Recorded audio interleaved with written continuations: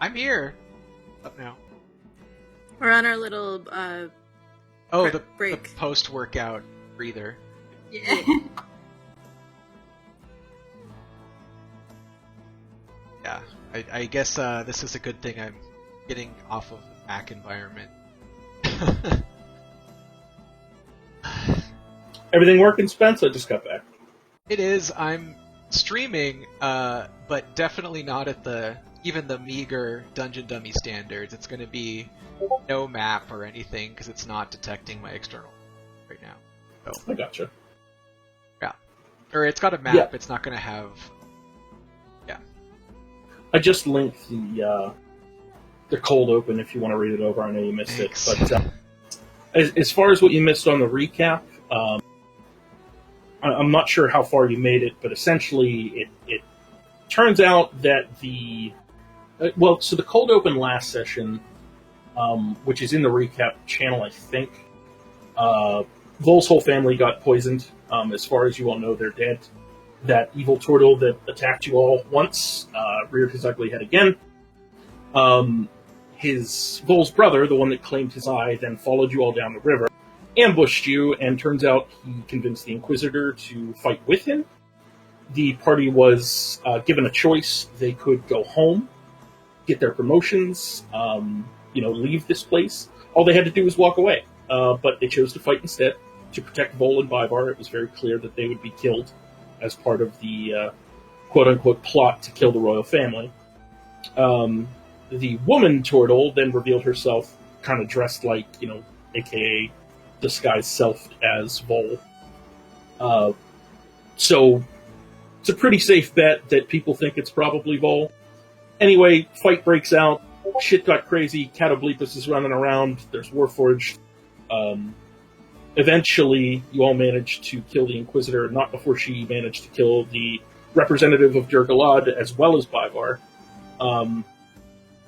Vol then resurrected Bivar with a reanimate dead spell, and the party was really torn on the whole thing. Eventually, Rorik smashed Bivar's skull in and pushed him over the boat. You all then sailed south, and you are about to set up camp along the riverside here. Sweet. All right. You know what? In true Spencer fashion, I'm sure I'll be fine as we go. Best. Yeah, no problem. I can link the text for it if anybody needs it.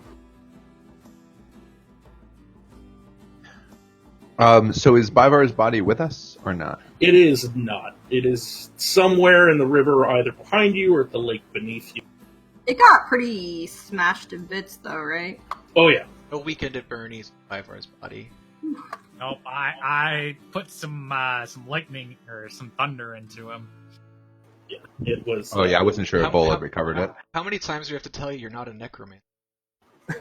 Not yet. I mean, Vol kind of is now. Vola's a little bit.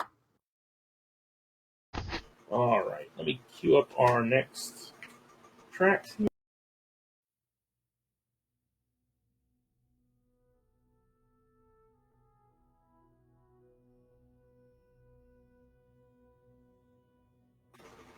Okay. Alright, so now we're going to try this whole hero point thing. In order to earn your hero point for the session, which is your free reroll, we're just going to go down the list. You can either answer any question that you want to answer about last session, talk about how your character feels about the story.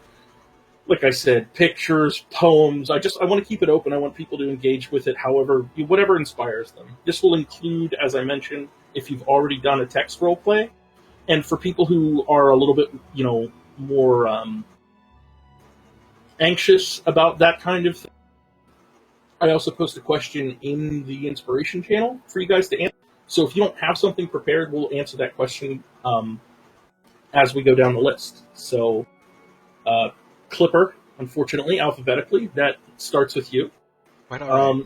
You just learned about this 10 minutes ago, so the easiest thing for you to do is probably answer what was your favorite Bivar-related memory. Yeah. I always appreciated that Bivar somehow sounded confident yet terrified at all times of everything.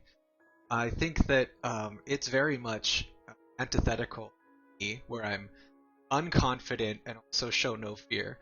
So I think That's a good point. I learned a lot from the way that he communicated and how to kind of myself more sometimes show a little hesitation, but also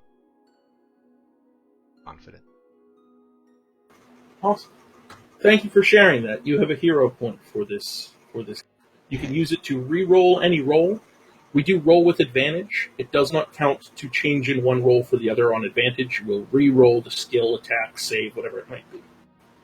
Cool. That is good. Dope.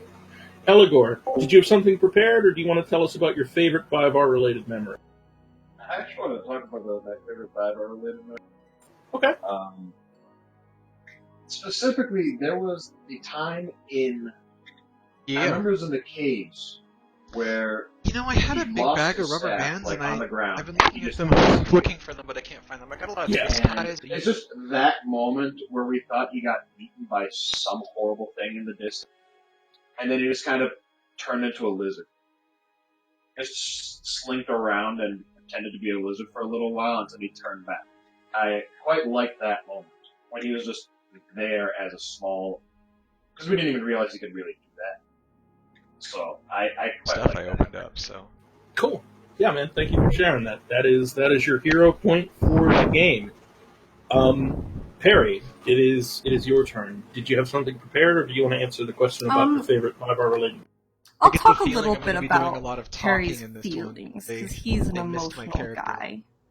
guy. So the last session we became probably traitors to our nation, and that's pretty nerve-wracking. But I'm kind of excited about this new chapter of our lives because we've been traveling together for a while now, Oh, that's and stream. I Sorry, stream. personally haven't made a lot of connections within this group, and I think that this is a really good opportunity for us to become closer to one another because we don't really have much of a choice now. And Perry's feeling a little kind of parental towards everybody, a little bit like there's a lot of chaos going on right now and we're all in danger, and I feel a little bit like it's my job, my role in this group to hold us all together and make us into a family.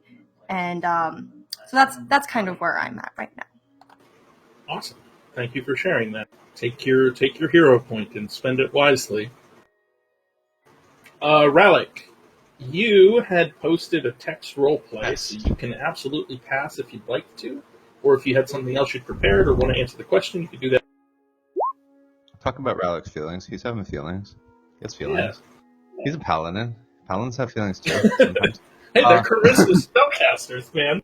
They got feelings all over the place.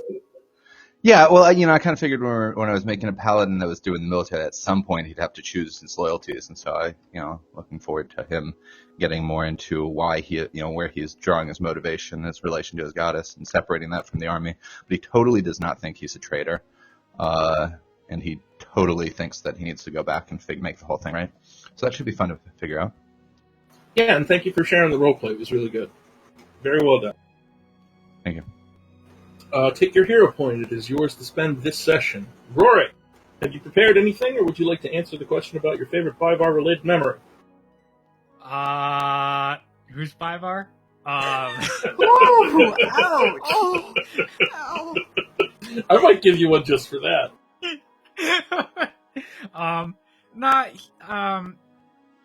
He's more concerned that, he's full on traitor, that he not only betrayed his country, but his family over a turtle and a lizard. So he's not exactly I honestly think that he's trying to determine in his own mind whether or not at the first opportunity to turn them all in, run back, go home, or see what happens.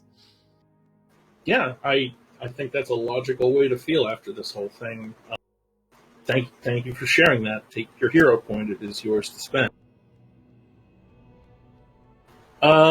Tia, you also threw in a text role play. So if you'd like to pass, you can, or you can give us your favorite 5R related memory or anything else. Your feelings. Those seem to be pretty popular. People apparently have feelings. I have so many feelings. I'm in a glass box of emotion. No.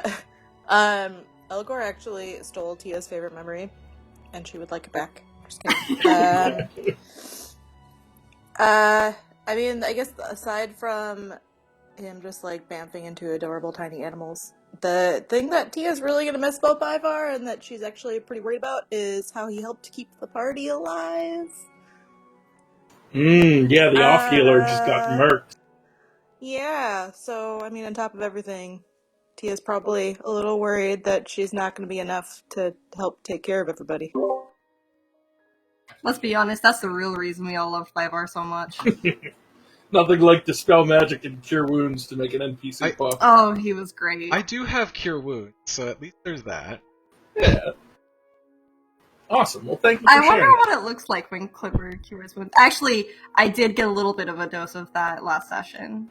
Well, in one palm he's got his palm pistol, in the other one he's just got a staple. So that's more or less what you're getting. Yeah. That is very much my style. Okay. Both of our healers are terrifying. Yep. Well, to be fair, most of you are terrifying. And the most terrifying of all, Vol, you did a text RP. You do not have to participate, but you can also give us your favorite 5R related memory or anything else that you prepared. I will pass. Cool. Totally acceptable. Loved the little introspective poem you put in there. I encourage everybody to go check it out in his RP room if you haven't. But I encourage you to do that after the session. Question, are we fully rested? Clipper's looking in pretty rough shape right now. So you are not. Okay. And we'll kind of dive into that right now. All right. Okay. So as your session begins, you find yourselves on the western shore of Shrewsbury Loch. Let me move this to a different monitor so I can actually read it. It's late, and the clear blue-black night sky is filled with magnificent celestial bodies and light from 10,000 stars. The white moon, Nienna, hangs high in the void. The early days of summer are upon you, and the night air hangs thick and humid. Swarms of large insects buzz near your heads, occasionally grabbing on for a snack.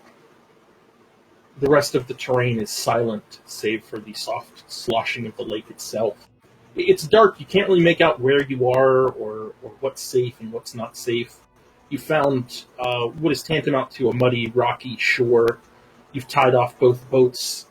In one boat, the body of 3 severely mangled warforged. In the other, the corpse of the Durgalad envoy, Agatha. Clipper, the only thing you would have missed is that when they removed the helmet from the Inquisitor, she was a blue-skinned, no-haired, very strange creature that nobody had recognized before. This also activated a dead man switch in her suit, which exploded. Answer actually figured out what was going on, picked her up, and ran away. He came back with some bumps and bruises, but he's okay. Oh, good. That's good. He's not dead. Oh. Yeah. So, as you all kind of stand on this muddy shore, you had some conversations with each other.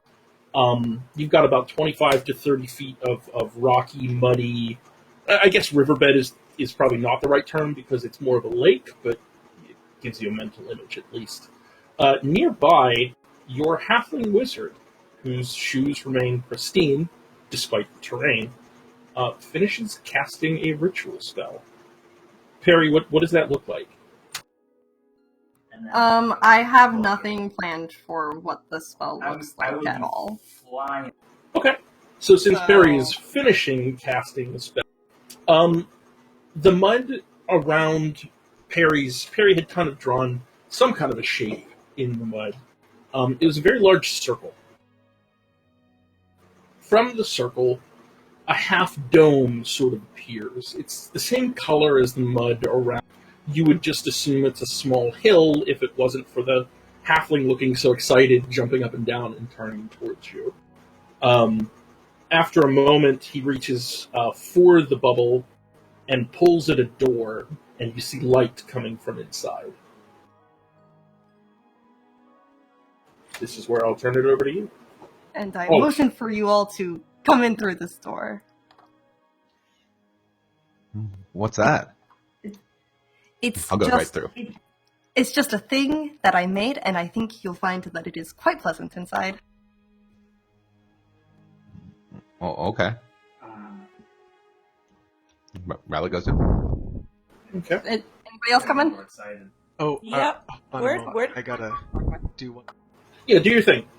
Well, no, I'm rejoining Where- as a player. There's always one extra step. But yes, because I'm on the wrong map. You're good. Don't worry, there is no map for me to switch to. This was a late development. We're going to be playing in the imagination. Oh, okay. Well, yeah, I'm coming. I feel like I'm disoriented after everything that happened. Almost as if I don't know where. I felt that way just earlier today. You wouldn't believe it. All right. I just hit you all with like 40 minutes of announcements and rules and exposition, so like Oh, I wow, don't we got you. blame anybody for feeling a little bit off put. Well, the Gotta joke, I have- think, was that he missed the last session, and I had missed the session before, right? Yeah. Oh, Gotta Well, I have totally missed exposition that. core. Super. so as I'm assuming all of you kind of poke your head into this mud ball to see what's going on. Bold, you're the only one I guess I'm a little bit concerned about. Do you go? Yeah, well, what is it? Is it clean? Probably not. So as best you can tell, it's a big bubble of mud. Oh, then yeah. Yeah, I Okay. would go in. Oh, you're Um, in for a surprise, Bull. So all of you kind of cross through the threshold. The door is halfling sized, which is a little bit intimidating at first, but as you get up to it, the door grows, matches your height, and allows you to enter. Are you ready, Perry? Do you want to describe what this place looks like? Are you ready? Yeah, to do I mean, that? let's just jump right into it. Okay. So some of you have been in my tent before, and the inside of this dome looks a lot like that. There's a lot of vibrant colors and like Chinese lanterns. There's kind of like purple patterned couch going along the outside of the dome, and then kind of across like a flat wall in the back where the dome just kind of seems like cut in half. There's like a half wall that separates kind of a sitting area from a kitchen area on the right side, and there's like a little table set up with little cushions to sit around and everything where we could set the hookah up, and it smells really nice, and there's some music playing that sounds a lot like the music that Callie used to play for us. And there's a door kind of directly, like when you come in through the first door, you're looking at another door on the other side of the room.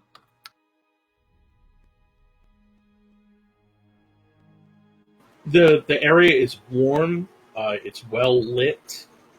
It's a nice sort of reprieve from the oppressive nature from outside of the bubble. You find that you comfortably fit. You are able to cross into the threshold, and as your halfling friend kind of runs into the middle of the room and spins around with his arms out, kind of pointing out all of the features that. And cleaning all of your feet as you walk into it. Right. Yeah. Oh no, I Hitting can't. you'll press the I digitate. don't have shoes I can remove. No, it's okay. I'll just prestidigitate them, and you're clean. And I'm sorry, Vol, but I must. I'm gonna pass. Turn Just, around and but walk but out. no, just come in though. Just come in. You just need to be clean for like just a brief moment, and I just need you to open that other door, and then there's another room that's just you can be as filthy as you'd like. Alright, go ahead. I don't mean to offend, but it smells bad. Panda, I can't hear you. I guess. Is that better? Yes, that's much better. I think my microphone is breaking. I have this problem with work too. Yeah, he goes. Yeah, go ahead. I don't mean to offend, but it smells awful in here. Well, I strongly disagree with you, but I think you'll find the next room to be more to your liking. Would you like to go in there? Sure. He's gonna skitter across the room into the other one. And I'll just be, cleaning behind him like I Sure. do. Yeah, you pretty manage. You're very much able to keep the room clean. For anybody else who's curious about what Vol had mentioned, this room smells of like herbs and almost like an allspice kind of scent.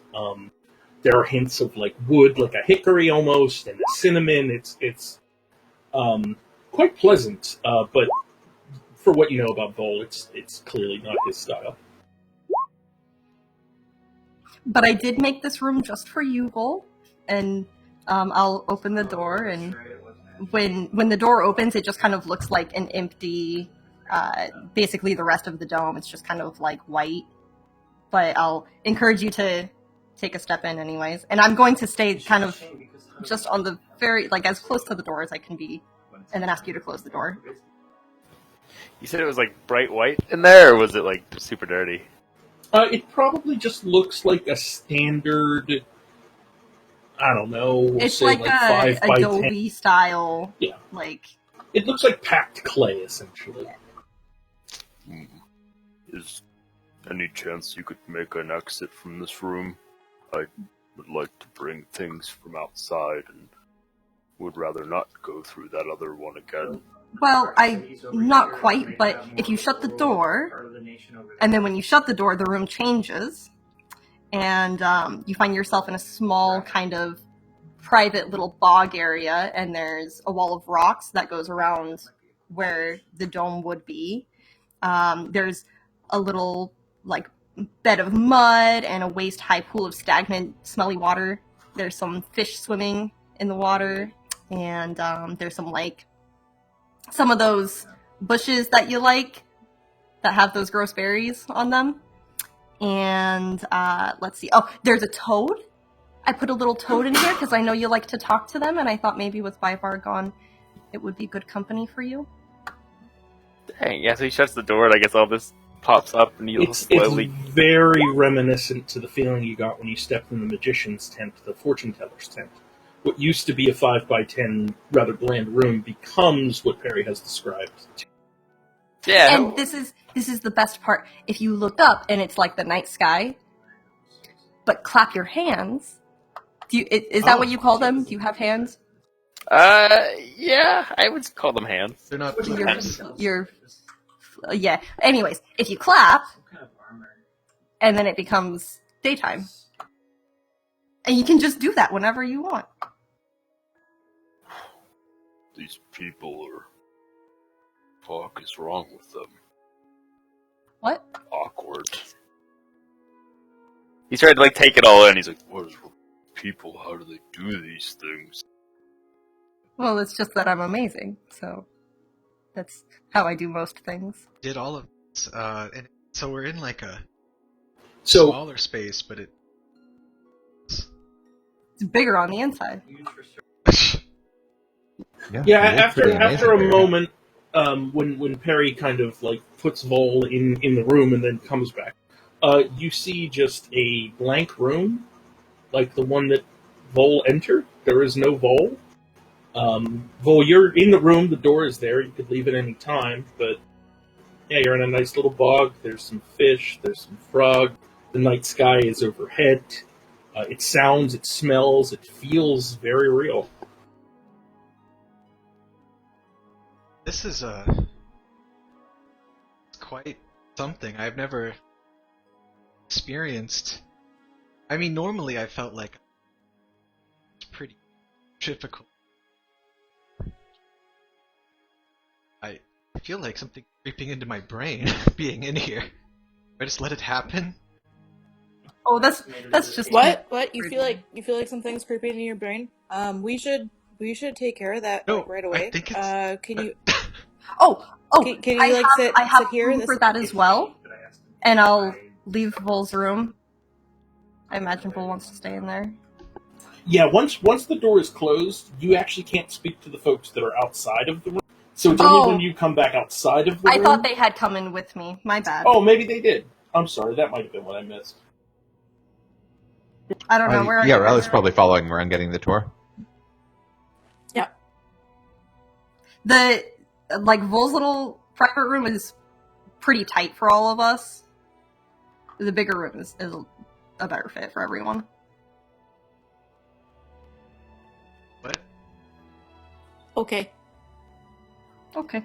So I'll leave Vol's room, and Tia, do you want to go next? I want to check out this thing that's going on in Clipper's head. I'm really concerned. Yeah. Really Okay. con- So I was just saying it to having such vision. I mean, I have started transmuting things, but this is very different practicing. Does that make sense? well, I have Okay. another room that would be good for what you're wanting to do, I believe. Okay, that sounds great. Let's go there. Okay. So it's actually the same door. And so if you'll all just follow me through into this one. But Tia, I need you to close the door. Okay, I will close the door, and she just like slowly closes it, and like trying to watch it very closely to see what happens. Okay, so it's basically the same kind of deal. It's just like a blank room, and then when the door shuts, we're in like a small little workshop, and there's in one corner there's a little loft that has a comfortable looking bed that goes over like a dresser down below, and on top of the dresser there's a little music box, and there's a folded dress, and along the walls there's like workbenches and shelves, and there's like a little stool with wheels on it so you can get around really easy, and then there's God, yes. there's little tables that are kind of the same thing, like the kind of like little surgical tables that also have the wheels on them. Oh, and there's also by the bed there's 2 shelves, and one of them is labeled Rosie and the other one is labeled Peterbilt. Oh my god, I love it so much. And the music box is voice activated. You just have to tell it that you want to hear music. Oh, what kind of music does it play? Ask it. Music box. Oh, do I have to? I probably have to talk louder. Music box, play music. And it starts playing the song that Perry Sorry, and just Callie real played. quick. Its name is definitely Alexa. Okay, it can be named Alexa. It starts playing the song that Callie and Perry played when we were trying to teach you and Clipper how to dance. And there's little Oh. mechanical figurines that look like the 4 of us, and they're all dancing together. Oh my god, that's so sweet. Oh, I'm gonna no. cry. And the dress I made for you, and it's like the one that you got in Grey Harbor. It's fancy and beautiful, but it's also And got full of pockets. 'Cause I pockets. know you like things that are functional. Yay! I've been This is working on wonderful. this for a Clipper, go long sit time. in that chair so I'm- I can look at your brain. Wait, you're please. making me a doll chair? Okay, I'll humor this. Let's sit in the chair. Here I am. Just Okay, sit- now point to where it felt funny.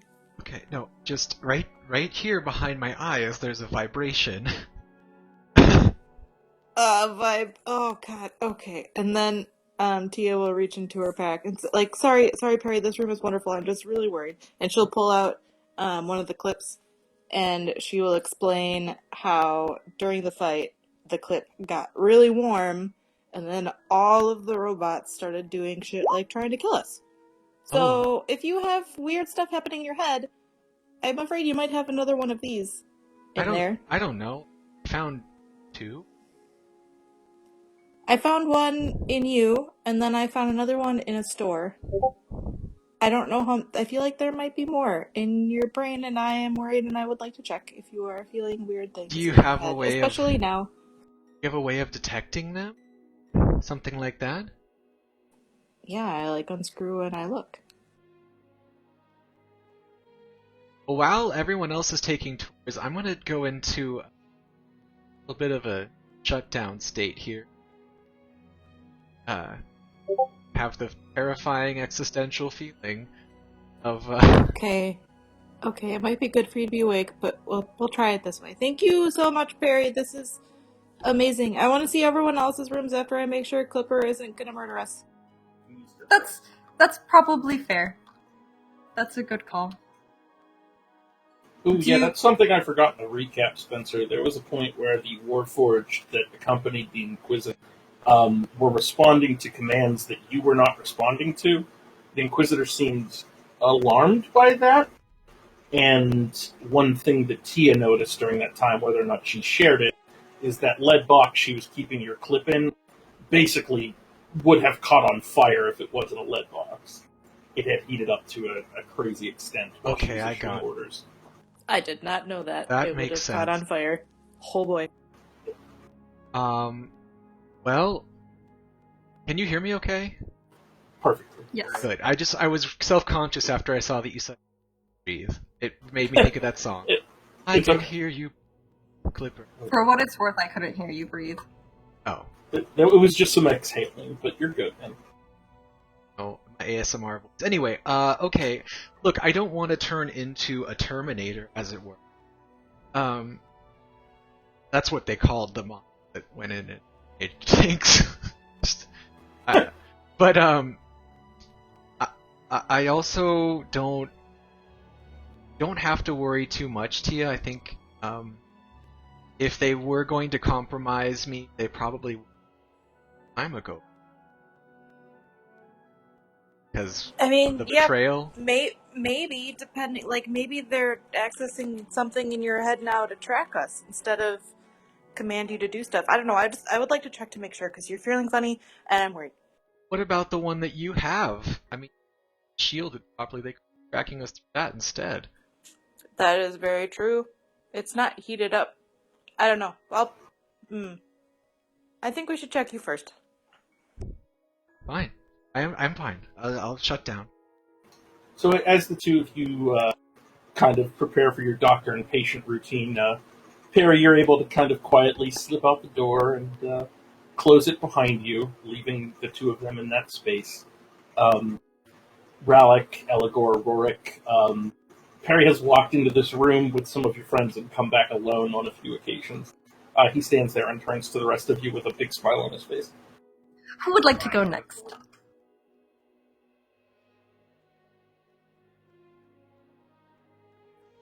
I'm comfortable here. It's fine. You don't want to see your room? Yours is quite lovely. I mean, okay. I don't really feel like being alone right now. You don't have to be alone. They just all chose to stay in their rooms because they're that fantastic. But you don't have to stay in the room. You can leave at any time. But I would like to show you. Oh, okay.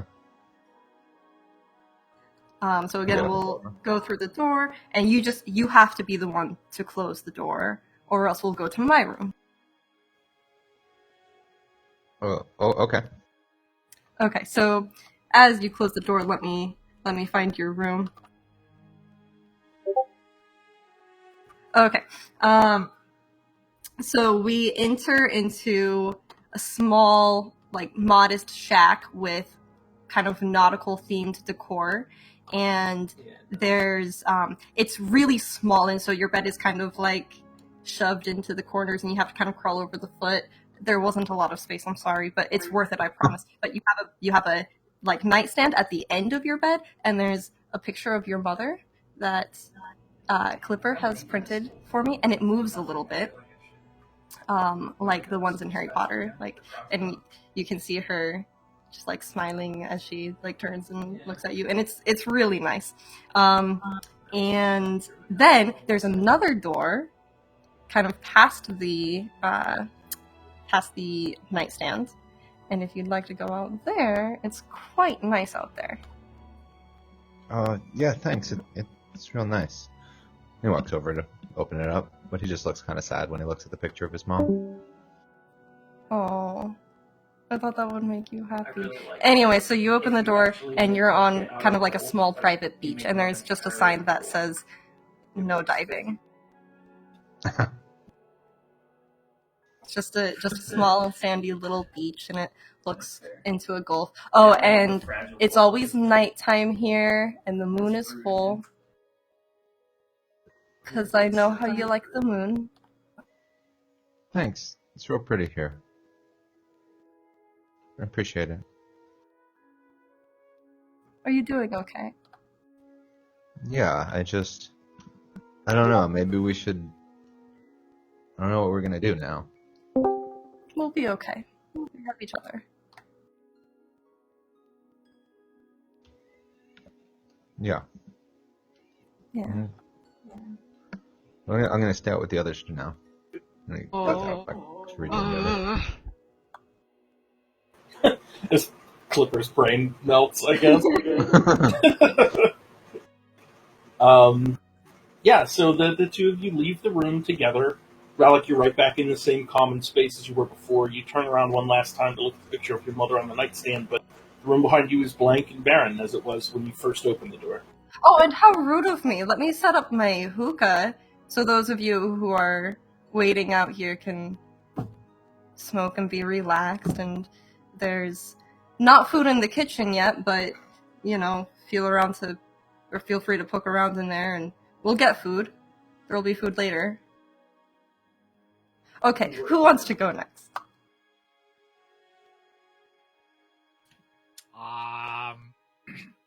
Sure. What? Okay, Rorik.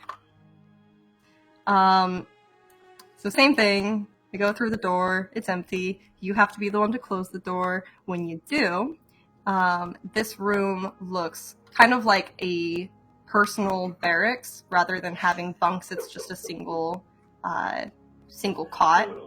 And there's a footlocker at the base of it. Next to the bed is a nightstand that holds a display case that's empty, but I know that you have things to put in there. And there's framed maps lining the walls of Boletaria. And there's a writing desk that's centered kind of along one wall.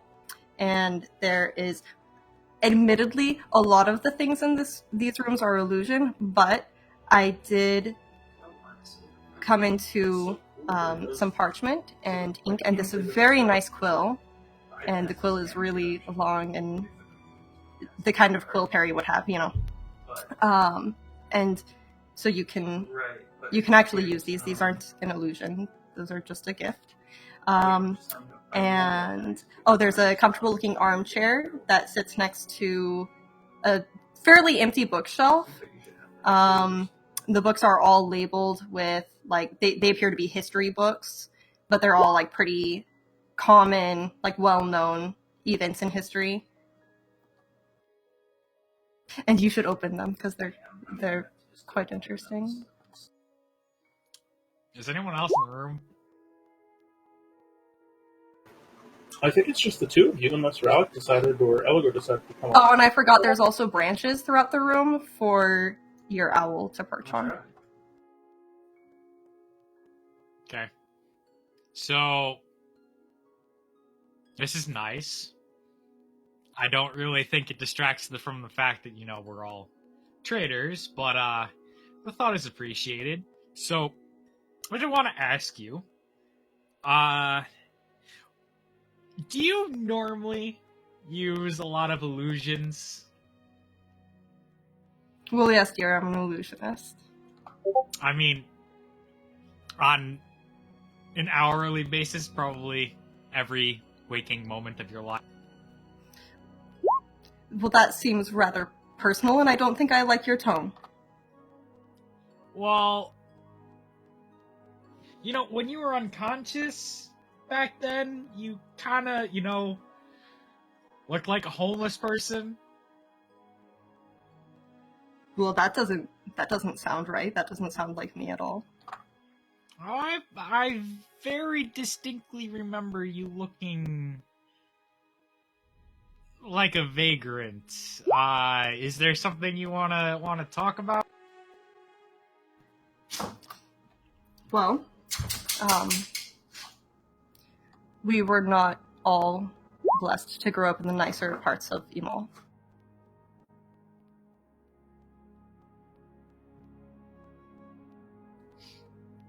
Well, I wouldn't call it a blessing. It came with expectations and some understanding. And, you know, given what has happened in the past day, I might have just thrown everything out the window and off a cliff, and, yeah. I not only feel as though I have, doomed myself, I feel like I've also doomed my family. So I wouldn't be concerned about coming from nothing, because when you come from nothing, at least when you fall, you don't fall from grace. I've lost my family as well, Rorik, Shoot it right on through. a long time ago. It's unclear though, because the description from Mithril says that I'm no stranger to that pain.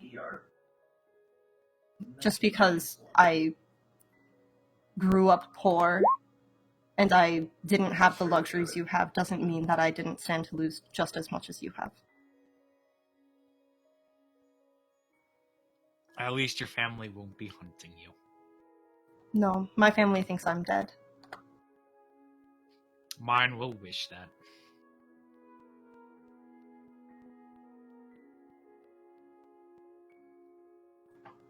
Sorry, my boy. This was not meant to be a distraction. It was meant to be a comfort. We've both lost our families, and part of me was hoping that that didn't mean we had to lose everyone we cared about. And I will leave the room. I'm just gonna say under my, like, as you exit the room, I'm just gonna speak. It's like, I think I lost more than everything today. Yeah, as Perry kind of exits the room and closes the door, Rorik, you kind of find yourself standing alone in this chamber, surrounded by this like regalia. The bunk is very well kept. It's like something you would have kept in a barracks, essentially. There's a small branch that overhangs the writing desk. Reminds you that you haven't checked in on Brand in a while, and you try to reach out, but clearly Brand is out of range at this point. But he does still seem to be alive, so as best you know, he's out there heading towards Castle Tetzinger, which was the cold open, obviously. So this is the night that he is traveling through the traveling routes. Gotcha. Perry, you kind of come back out of the room. You open the door and close it. Rallic is standing next to Eligor, being the only one that came back out of his room, and Eligor the only one who has not yet gone into it. Well, and Clipper, but I think Clipper's a little preoccupied. That's true. Perry comes out of the room looking very flustered for a moment, and he kind of dusts his waistcoat off and straightens his back and gives a smile and says, "Well, Eligor, I believe that leaves just you then." Eligor is just going to stand and just look at her. I'm sorry, I couldn't hear you. Eligor is just going to stand and look at her. That's it. Okay. I'll just open the door and kind of hold my arm out, inviting you to step inside. And he will walk in.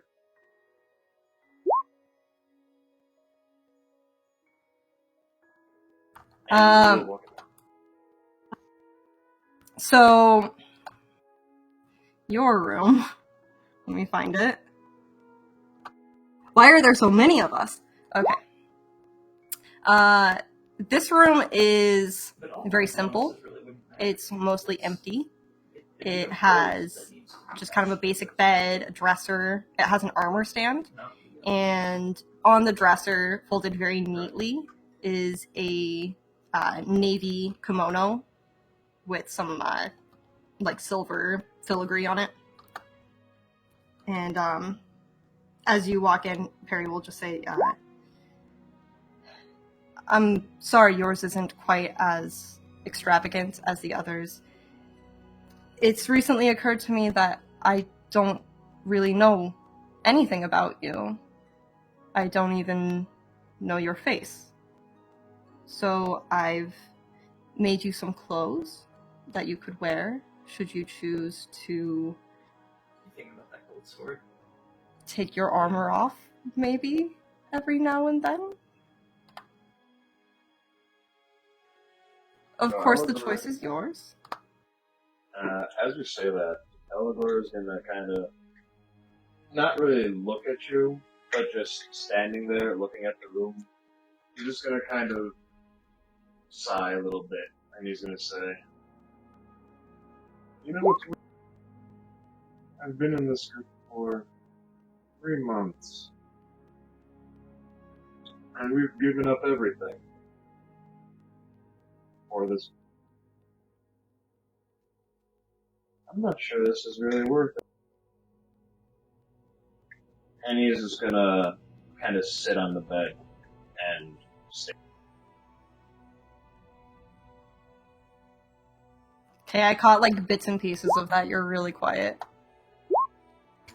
I have no idea how to increase the volume of this thing. I think I caught most of it. You sit on the bed and do what? Is this better? I can't tell. What the hell? It sounds like it might be a mic issue, like I don't know, How like the is this? room you're in has a lot of reverberation or something. Yeah, I'm not sure. Something in Discord, because I had been fine with TeamSpeak and such. I'm not sure what Discord's a. We can do some troubleshooting before next game. Essentially, Perry, what I caught was that Eligor basically said, "I'm not sure any of this from the very start has kind of been," and is sort of just sitting on his bed sullenly. I'll walk over to the edge of the bed and kind of look at the spot next to him and just say, "May I?" Do you hear this better? That's Whoa, so much better. so You much sound like a better. This whole is the different best I've person. heard you in Wow. Jesus, that's incredible. Yeah, it's like a whole different person. Whatever you're doing, I- always do this. I have no idea. I'm not sure what microphone Discord was using. I didn't know this computer had another microphone, but it was using something. It was connected to something, and I don't know what it is. That's kind of fucking hilarious. Okay. Holy shit! All right. He's not gonna say anything. I'm gonna sit down anyways. And I'm gonna put my tiny little halfling hand on your probably massive shoulder. And just gonna say, would you like to talk, dear? There is nothing to talk about. Okay. Should you change your minds, I'm always available. However, I won't invade your privacy any more than I have over the past months. Just know that I would like to know you.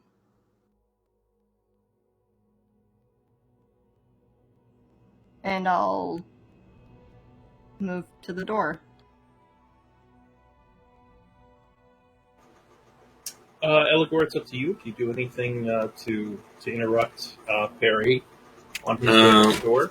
He's not going to do anything to interrupt Perry, but once Perry leaves the room, Eligor is going to kind of open the latch on his helmet to kind of like open the face mask bit. He's going to like put his hand on his head, and I'd like to roleplay, but I live in a polite society. As loud, very, very loudly scream, "Fuck." And that's it. None of the rest of us hear him. No, yeah, there's no sound for the rest of you. You are left with your silence and your unlatched armor. Just the helmet. He's keeping the rest of the armor on. Gotcha.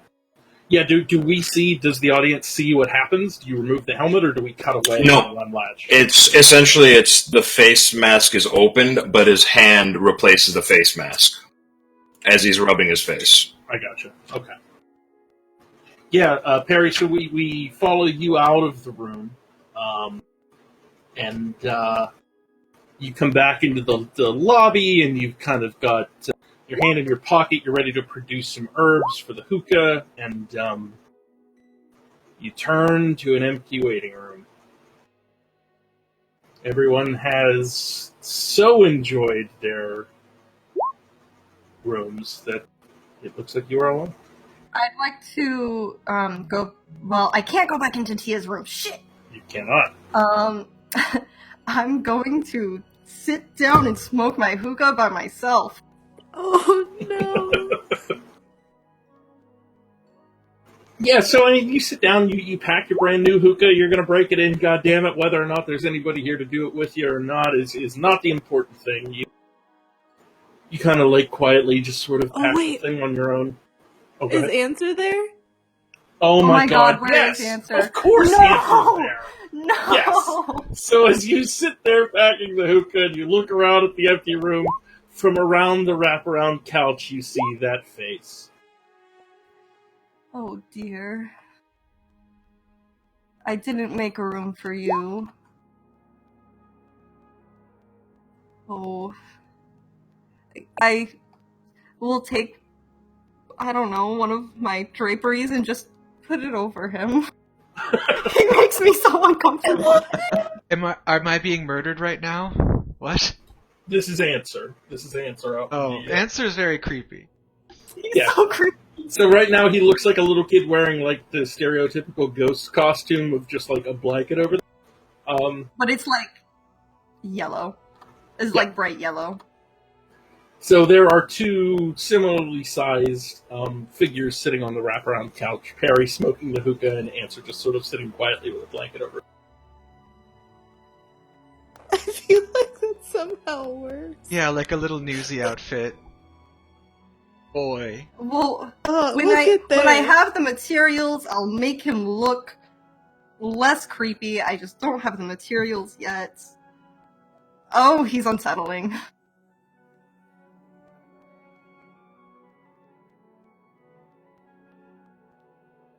Is the answer to be creepy? Yes. Is that the meaning of life? If anybody has anything they would like to finish or do in their rooms or head back out, I mean, I'm trying to catch up on some of this Roll20 roleplay. It looks like everybody has pretty much retired for the evening. So, Perry, you finish your tobacco that you had packed, and Answer has not moved. As long as I don't find anything weird in Clipper's head, I'll send him out. I'm assuming we aren't sharing a room. Yeah, so you close Clipper up over the course of this scenario. Clipper, we'll say that, like, for just the sake of mechanics, you've received, like, a short rest at this point. Tia kind of, like, closes you up. You feel her close you up because you're just in standby mode.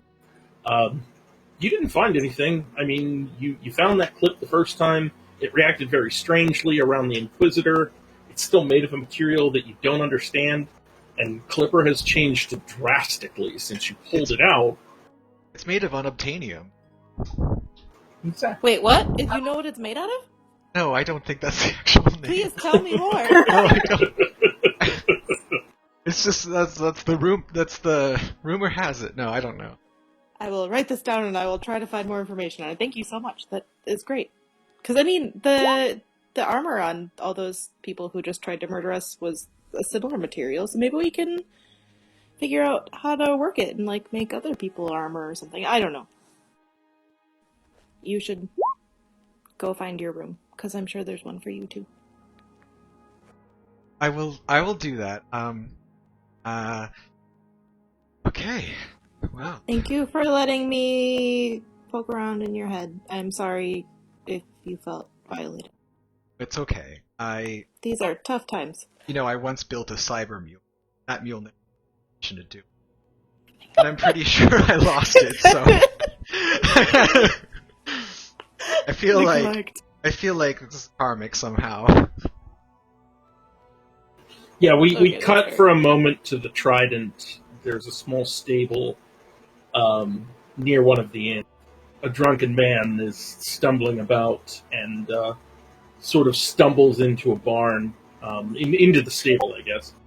And he sees a pile of hay and he starts to approach it and he stops and he looks down and his shoe's untied. So he bends down to untie his shoe.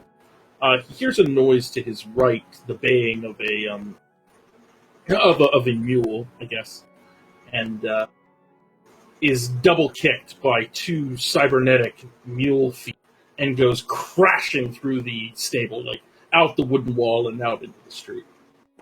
Holy shit, he's a murderer. He's dead.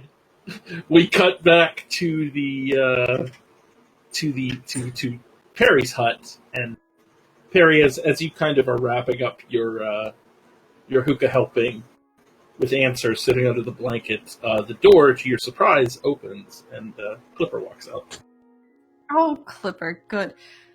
No, I was waiting for you. I'm okay. How's Tia's the gotten head? more gentle with my innards, which I'm very appreciative of, and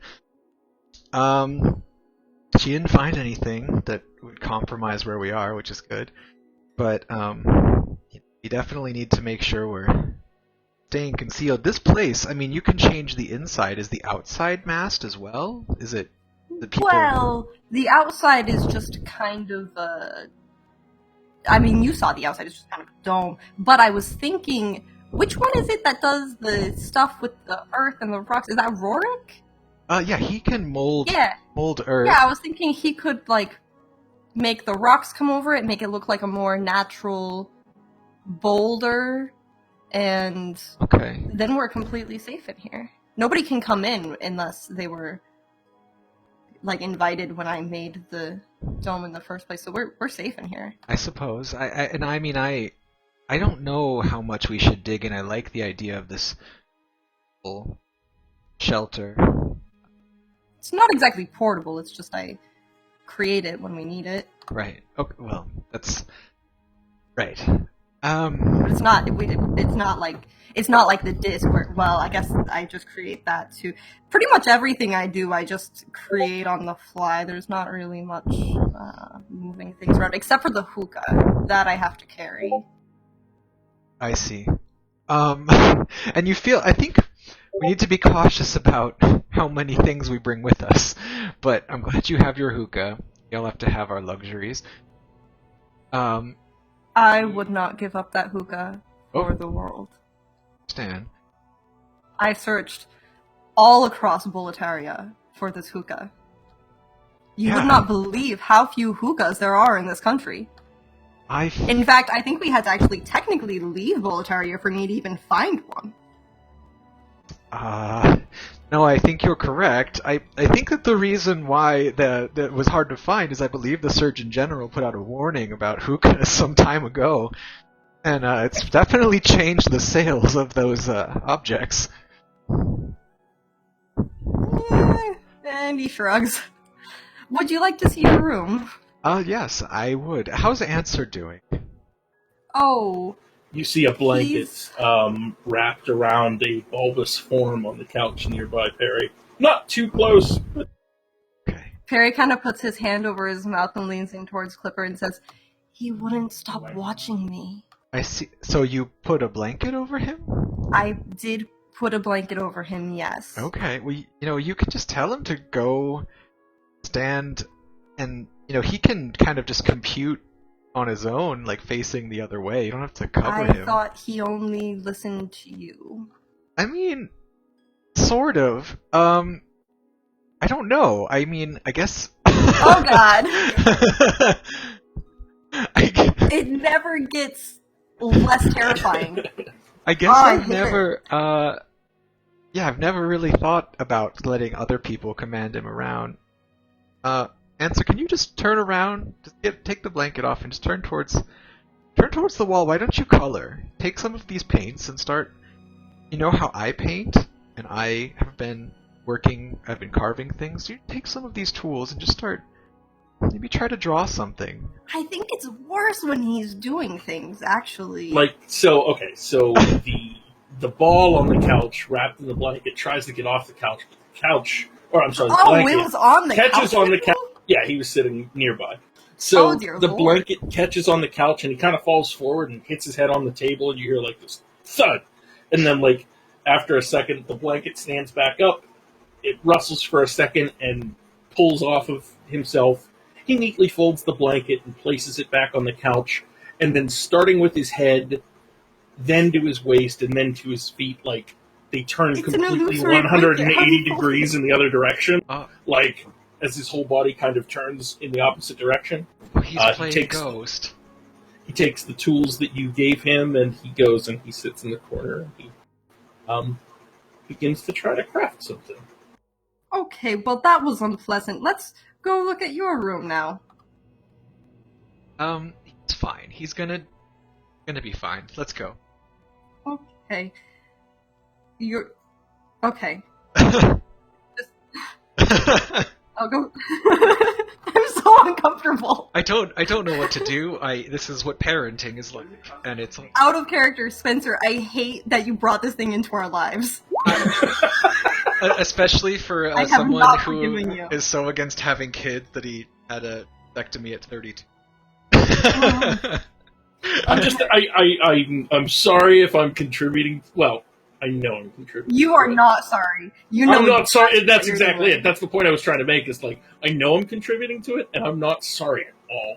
There's Right. not even a small bone in my body that's sorry. Well, it was my fault because I was like, how do I, how do I make a, I knew I was gonna have to have a companion, or it's the turret or the steel companion, because You could have gone with anything else. I know, but it was just it was right there, it was right. Ugh. He's perfect, and I love him. Anyway, you step into the magic room, Clipper, and Perry urges you to close the door. Okay, just give me a second to calm down from seeing the answer. Whew. Okay. I've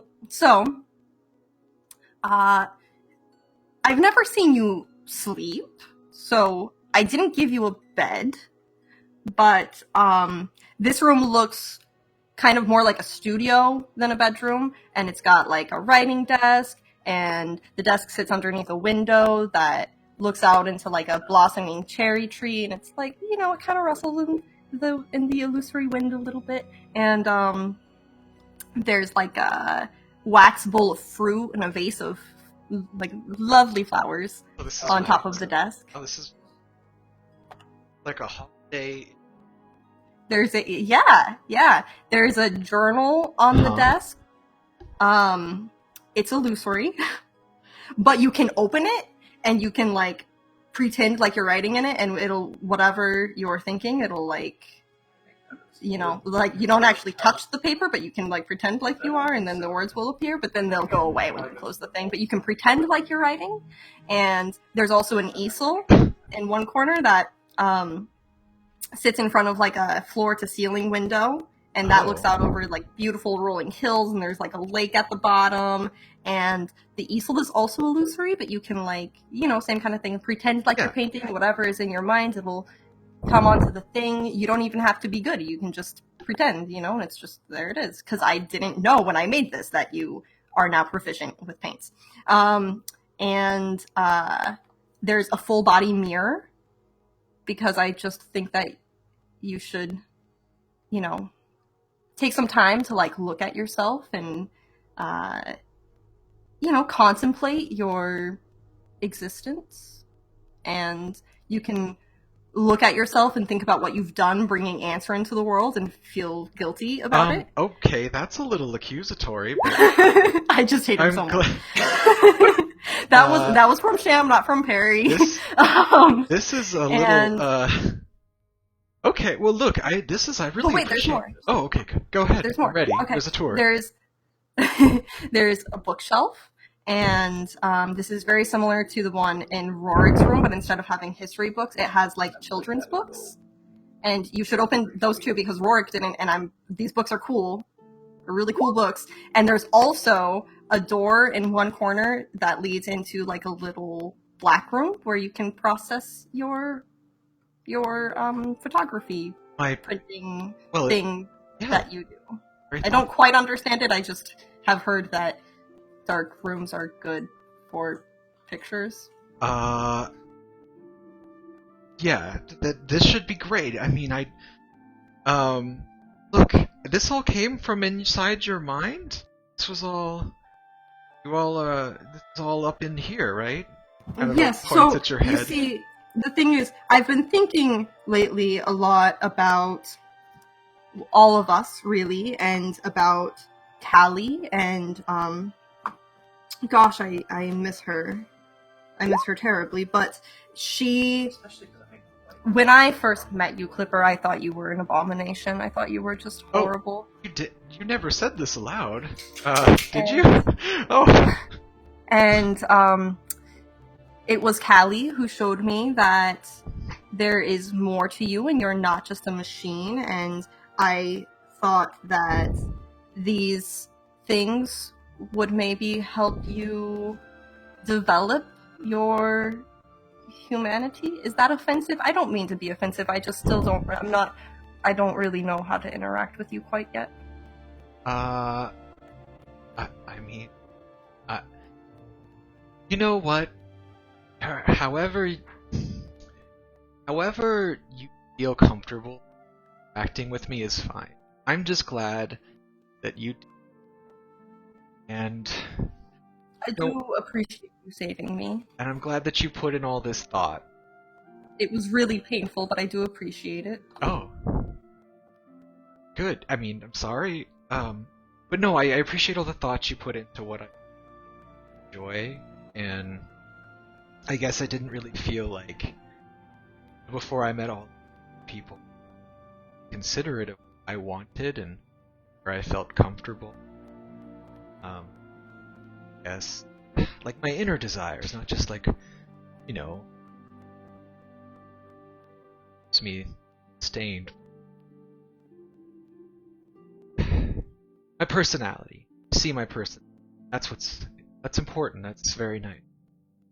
Well, I didn't at first, and it took me many months to become comfortable with the idea that you were more than the Warforged that I had served alongside previously, but you are more than them. You are different from the ones we fought even just the other day. Well, a big part of that, of all of you, I guess I was always a little, but I mean I don't have come so far either without such characters. Well, we do have quite a lot of that in this group, don't we?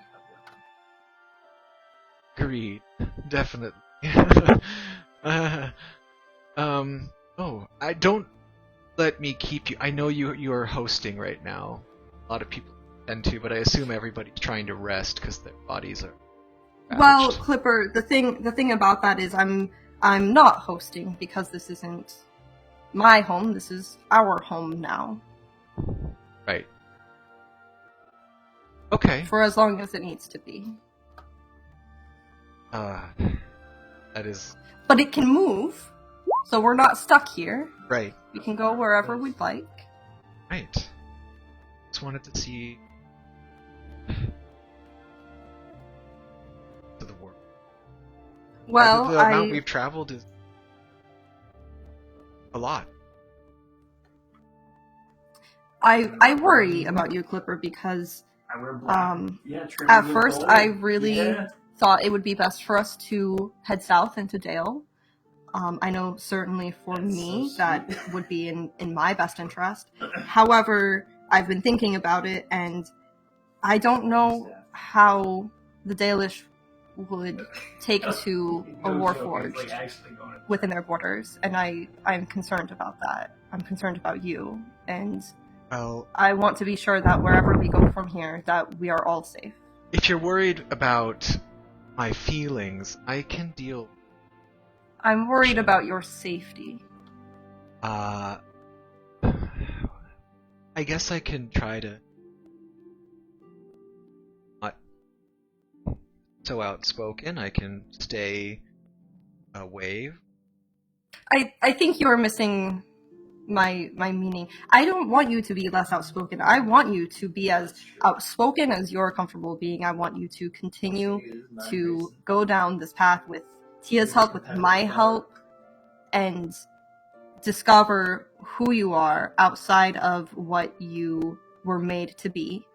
I just don't want to put you in the presence of those who would.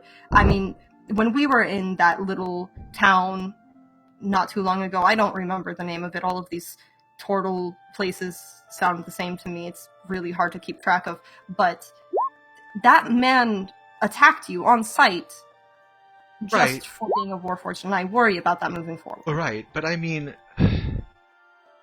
that's true. I really think that everyone would act like that. I don't know, dear. I really don't. I mean, there's only one way, and if it's where everyone else is going to be safest, it's not about me. No, you're right. It's not about you. It's not about me, and it's not about Rorik, and it's not about Ralik, and it's not about Eligor, it's not about Tia. It's not about any of us. It's about all of us now. Right. And we need to find somewhere where we will all be safe. And frankly, with the business we've been finding in the caverns throughout our travels, I worry that the entire world may be unsafe right now. Well, I don't really think that anybody's going to do this without some complications. And if it has to be me, or at risk, then that's fine. Otherwise, I just have to go in hiding on my own, and I don't want to do that. Stay with all of you. Well, I just think as a group, as a family, we need to be considerate of where we can all go and be safe. And honestly, right now, it's looking like pretty much wherever we go, we're all in quite a bit of danger. So maybe somebody else has some ideas, but just know that I will be looking out for you wherever we go. I know my mission to protect you is over, but I'm not done protecting you yet. I think I understand. You have a roundabout way of saying things sometimes, but and that's not an insult. Oh, it's more fun that way. But I understand. Thank you. I'm going to work on some things. If Answer keeps bothering you, just come in here. Pick him up or something. I cannot. Only you have access to the Are you sure? I mean, that seems. Invite people in, but I can't enter unless because it's Okay. when you close the door. Whoever closes the door, it goes to their room. So I can't put Answer in your room. Okay, I'll give this a try. Answer, come this way. I will. Are you still in the room, or are you in the lobby? I am in the room, I think. Yeah, she just showed me the room, so I'm in the room. Yeah. So Answer is drawing in the corner of the lobby.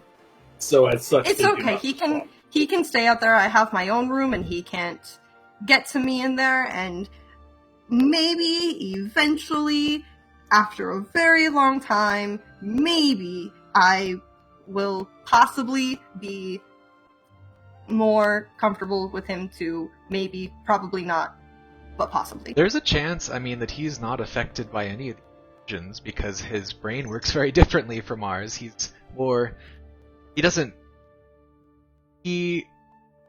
an extension of me, but it's not all me and all that make me humanish or what do you call it, sentient. But he's developing those things. He's growing.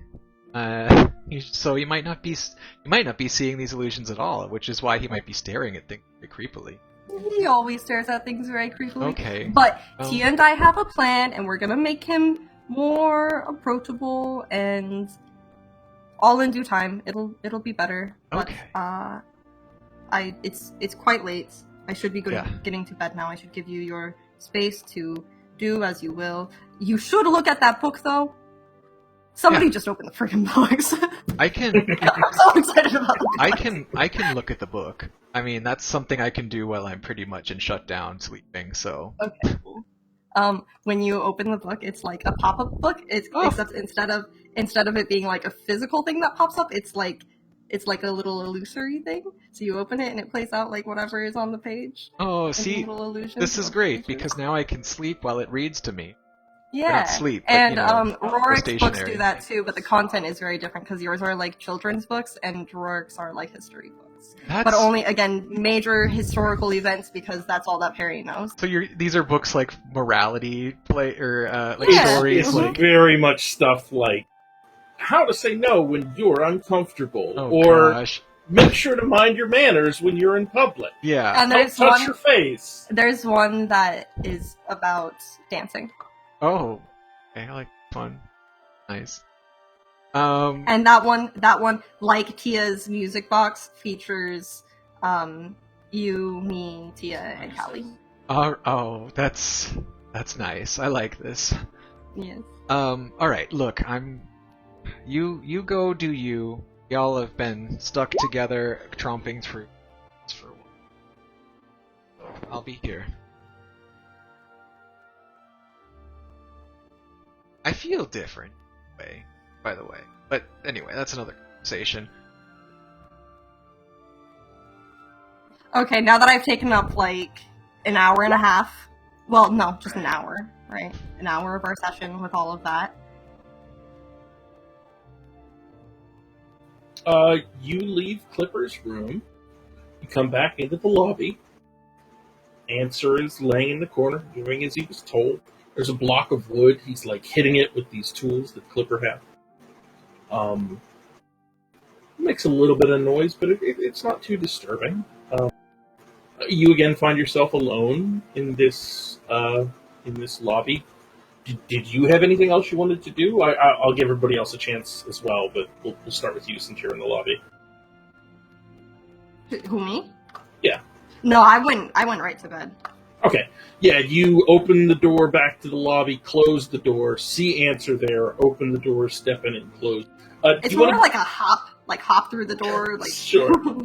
Why don't you Like go a ahead and little spook. describe your room, since none of the characters are going to see it, but Well, everybody my else room can is kinda hear it. basically just the same as the main room, but smaller. It's just vibrant color schemes and Chinese lanterns and patterns all over the place, and there's like curtains and draperies everywhere and throw pillows and like music playing. There's knickknacks and ornaments and all of the things that I'm sure you all would expect Perry to have at this point. Okay. Did anybody else have anything else they wanted to do in their room before they lay down for the evening? I would like to make a mechanical Froggo using my channel divinity thing. Okay. For purposes later. Can you remind me how that works? That's just a thing you can do, right? Yeah, anything, like I can make anything that's 100 gold or less, and I put down, I can actually click on it if I can find it in my list. Hour-long ritual. Oh, I don't know what just happened. I thought if I clicked on it, it would go to chat. What is happening? There we go. Yeah, there should be like alright.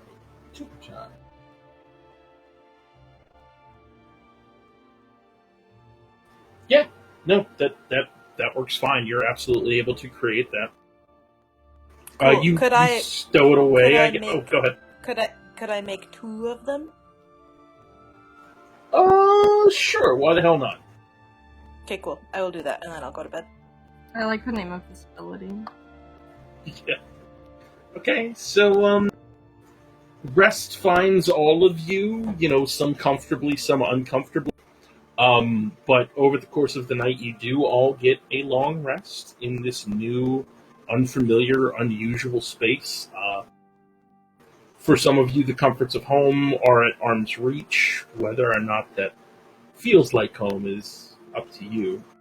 Perry, you sleep finds you, and you're probably feeling pretty satisfied.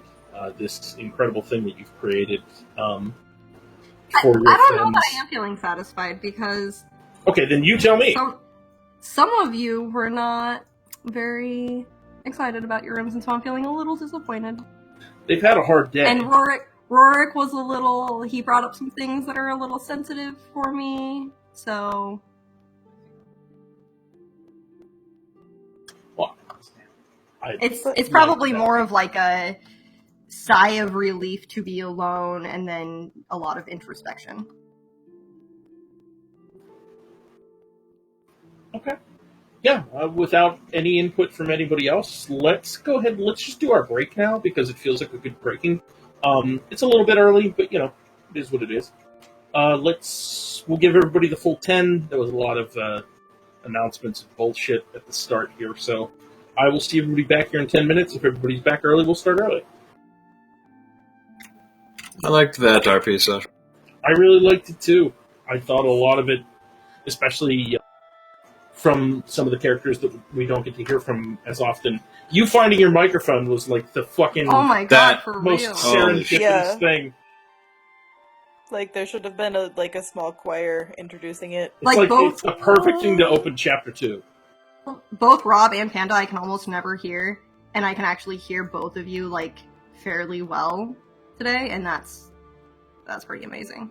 Yeah, like, I built this freaking computer from individual pieces, and I did not put a single other microphone. So somehow there's another microphone somewhere here. If there was no sound, okay, fine. I didn't have the right thing selected. But there's sound.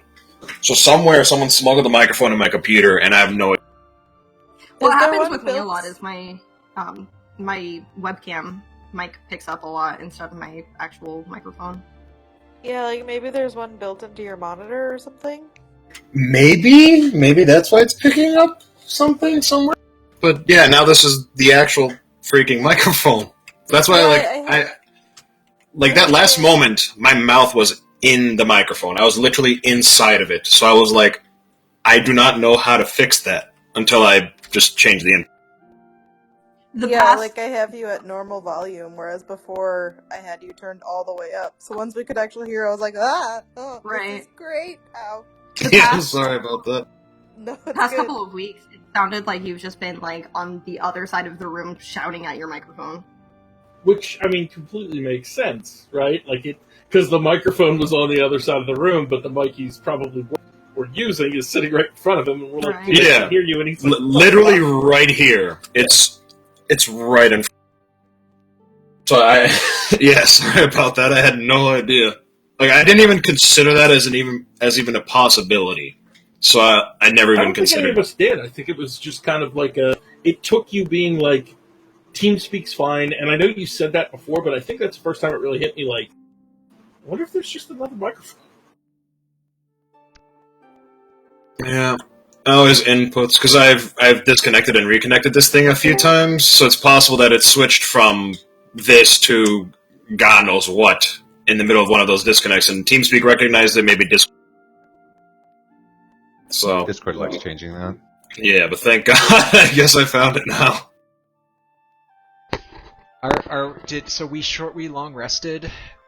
You are currently long resting, and you are all currently on break for the next 6 minutes. Oh, cool. Yeah, All I right. just realized when you said we get a long rest, I looked at Perry and I'm like, oh my god, he's like almost dead. Yeah. You I guys was like nearly giving this horde TPK'd. like everything's fine. I think I downed Vol 4 times last session. Y'all, Yeah, I was like, how did Jim use all my spell slots? my time was spent healing and trying to keep Oh, people yeah. up, and it was not successful. Oh my god, it was so stressful. I Well. was like, Byvar, why? Now you've all learned that NPCs don't get death saving throws, so just, The next time you yeah, find one so that can it's heal, really- put him in a magic bubble and bring him around with you. It's really cruel that you used Bivar as the image associated with the death save button. Mm-hmm. You are cruel. You are sick. I will rename it the Bivar button if you keep asking me. Okay, everybody. You're my favorite person. I just love you so much. Wow. He's so mean to me, guys. Kidding. But I am keeping his token so that I can randomly say things with him in the chat. I hate it. All right. So I have two monitors, right? And I had Roll20 up on both, but I had I was on like a different tab on my second monitor, and I switched back, and then there was Answer a second time, and it was awful. I'm so. Oh, I so feel bad. bad. Now I feel like I'm picking. Do you know on what's it. the most terrifying thing about that image? Is that it's a real robot. No. Yeah. Spencer. Yeah. Why would you do this to me? Yeah, that's a real. It makes me so uncomfortable. Like, I don't, like, my body moves all weird whenever it's around. I get all, like, ugh. Yeah. Anyway, I I'll be hate right back. I gotta wrap this up. Hold on.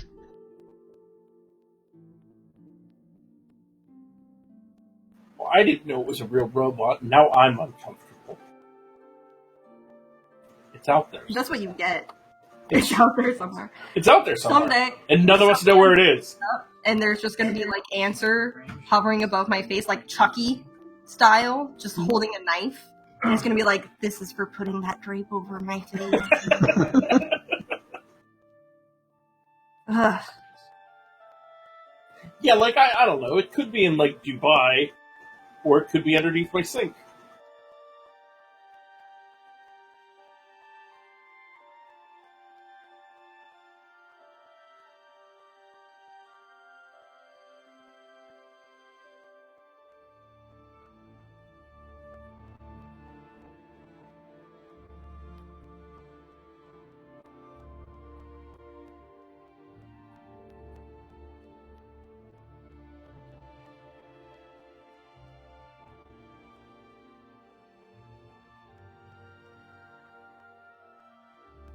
Is Spencer still here? Is Janessa here? I'm all alone. Making tea. Oh, okay. You can hear me though? Yep. So once we get Answer all disguised, I'm going to have custom art commissioned so that we never have to see Scary Answer again. We That can just is see a cute mix. Answer instead. What if we just end up making him scarier? It's very possible.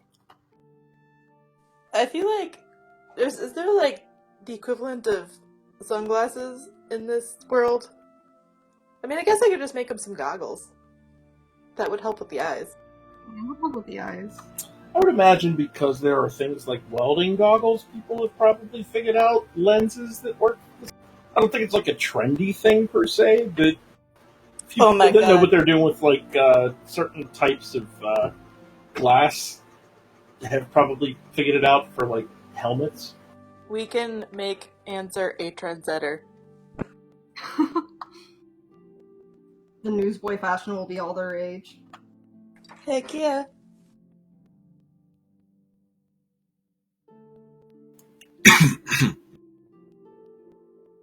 I'm just waiting for the day he actually starts answering, and it's gonna be so much creepier after like months of being silent, and finally he's just gonna say something.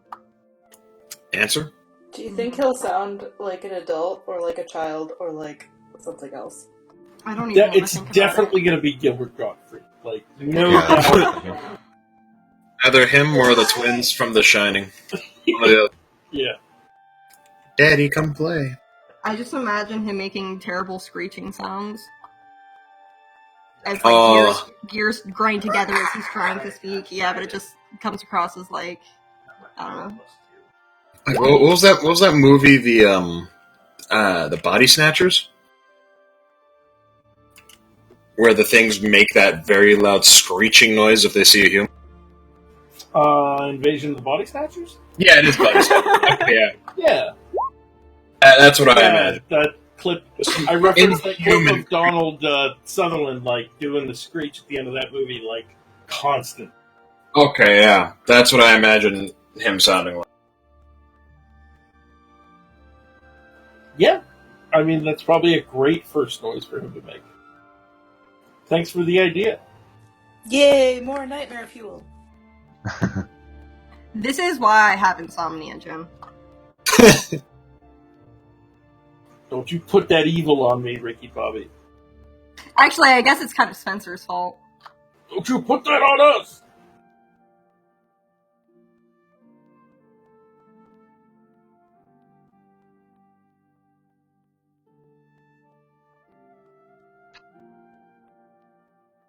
I think I've heard almost everybody. Let's do we've still got like 2 minutes or so, but we'll do a rolling ready check here.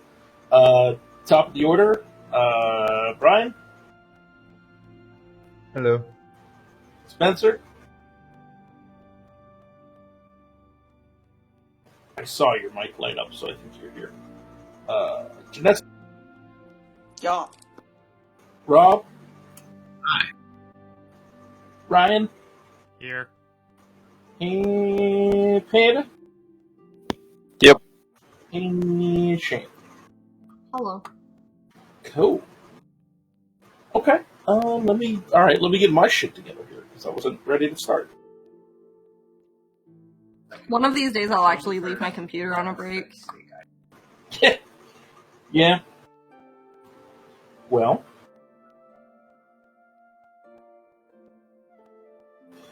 So the morning finds all of you. This dome is insulated from light, so it finds you at various times. You all got to sleep a little bit late, but not too late. As you begin to rise, it feels like it might be a little bit later than normal, but you're not sure here. It's a little bit like an isolation chamber. You're not sure what time of day it is because it's an illusion. As each of you kind of rise from bed, you see these belongings, some illusory, some tangible, in the rooms around you.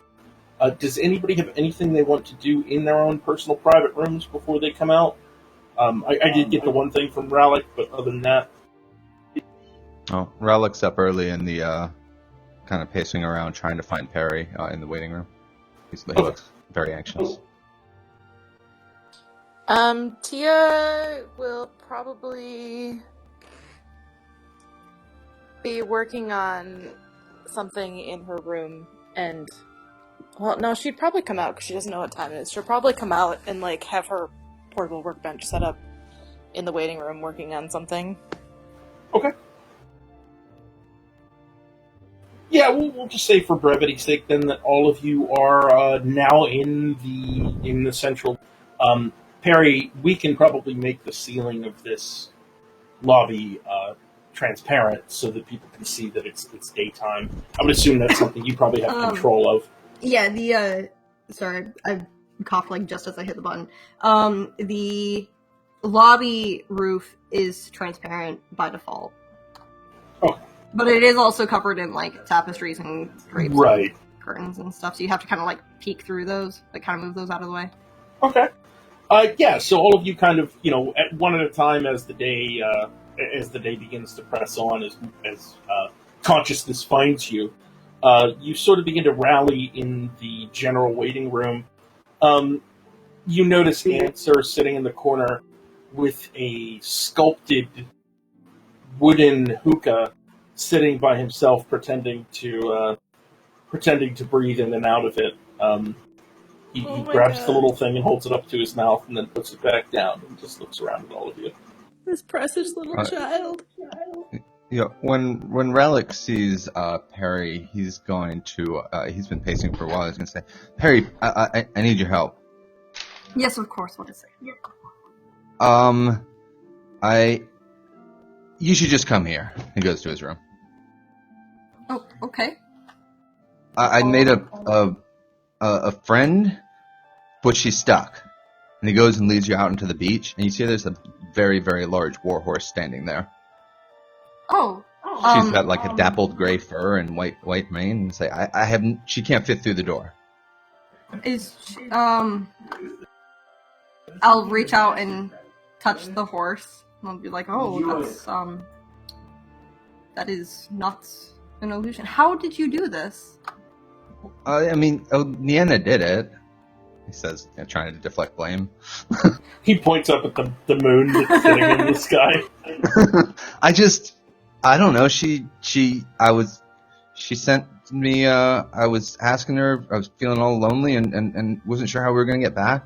And she sent one of her spirits to help me. And I had a long journey. And so I don't know. It's a horse. I don't know, but she's way bigger than the door. Oh. Okay. Yes. Well, I assume because the door changed to allow everybody else to fit in and out, I can make that happen for the horse too? You can certainly try. I will try to do that. Rallick, how does the horse feel about this? Well, the horse is at least as smart as Rallick. Okay. So, Rallick will try to coax her through, uncertain that she'll fit. But if Perry says the door will respond, Rallick believes it. Whether the horse does, the horse might be a little smarter than Rallick, actually. Yeah, Perry, you walk up to the door and you go to open it. It is roughly your size. You open the door and begin to step through. And around you, the door expands. And there is enough room for this horse to walk out into the lobby. So those of you who are still in the lobby, Perry comes out, followed by a very large, over 6 feet tall, dappled gray fur. She's got like a very clean white mane. They lead a horse into the room. Rallick moving very quickly behind, like somebody who is following somebody carrying delicate furniture, making sure that neither the walls nor the furniture is being damaged during the move. And I'll be telling the horse, I'll be backing up and kind of motioning it to come towards me, and I'll say, on the rug, that's right, stay on the rug, this way. Stay on the rug. Yeah, it's... sorry if she's dirty in the place. She is that was walking just a reference to when I used to tell you guys to stay on the road all the time. Sure. That's it. So there's a part of the floor that isn't covered by the rug, and Perry, when you say that, she does like a sideways juke, like a double side step, to get back on the rug.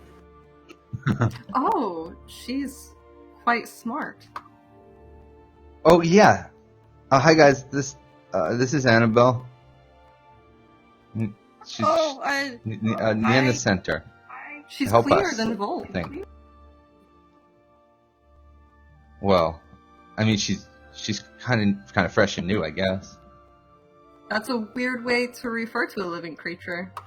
What a fresh horse! I mean, she's not. I don't think she's really a horse. I mean, she wasn't at first. I think she's some kind of spirit. But she took the form of a horse, and she seems pretty happy with it. I am not even going to begin to try to understand that, because the last time I tried to understand the weird things that you people do, I ended up screaming at a toad for hours. I'm so glad, because I have no idea. I'm just guessing at this. Okay. I know she's a horse. That's she's a spirit, right? And he winks. Annabelle lets out like a deep breath throughout her nose and kind of shifts from side to side.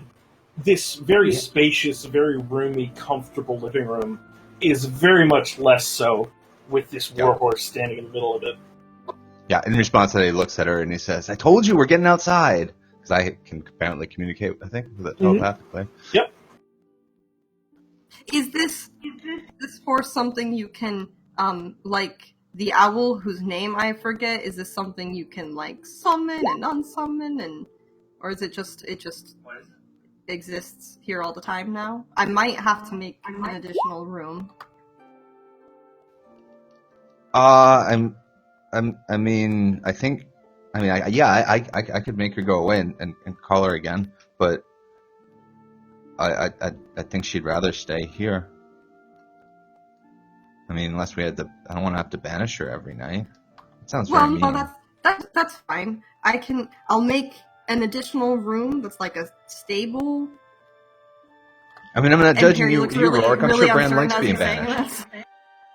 How would that I'm work sure with the door?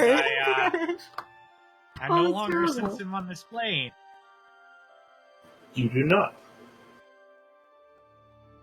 I'm During sorry. this conversation, anybody with a passive perception higher than 15 does see the horse roll its eyes. That's beautiful. I cannot see it. Great selection, by the way. Doppelgray is my favorite. So I'm gonna start Me too. re-summoning Bran since it's been a day. Yeah, no, I think it only takes you like 11 minutes or something, right? Or is that the hour-long one? That's the hour-long one. Okay.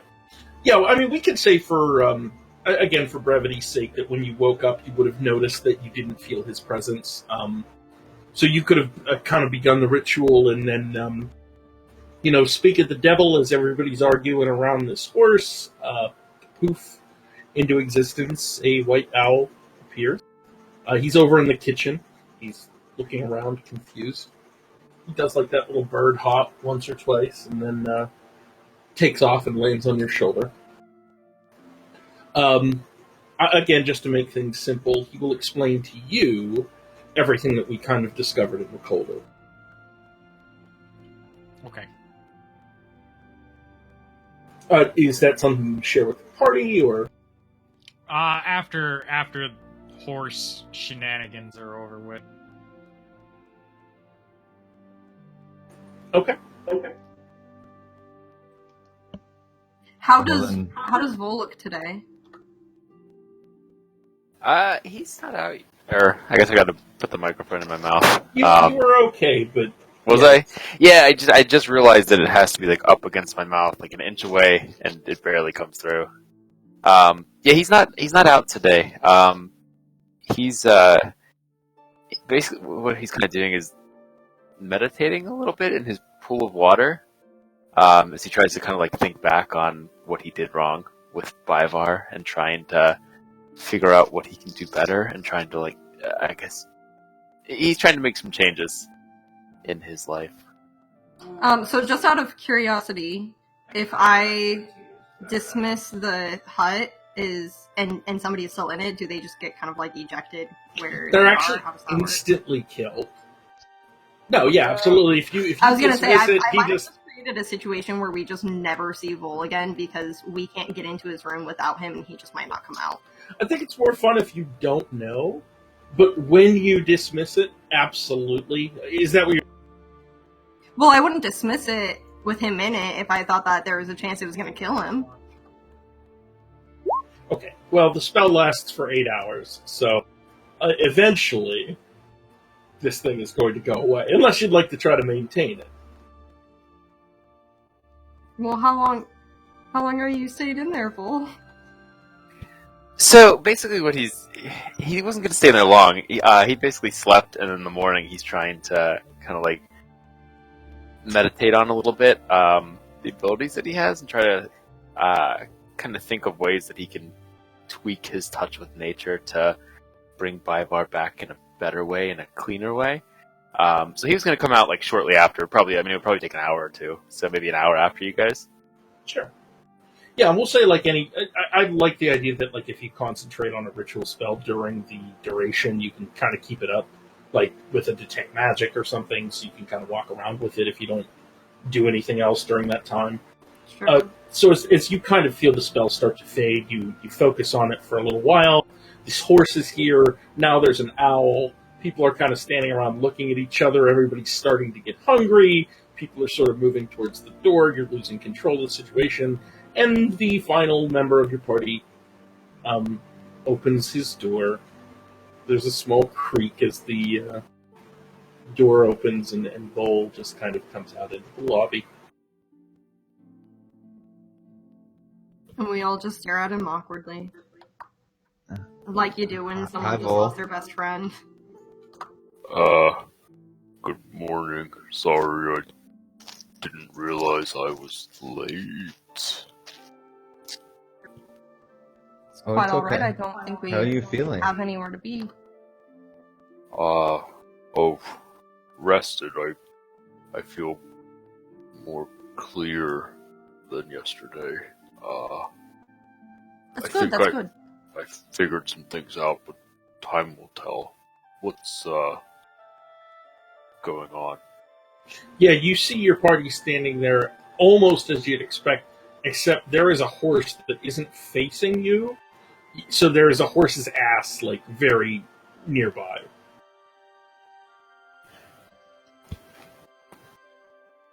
I don't know if he'd draw much attention to the animal. I don't know. I think he's used to seeing animals.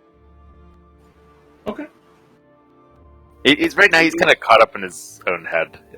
He's trying to do some internal stuff, so he's real caught up in his mind right now.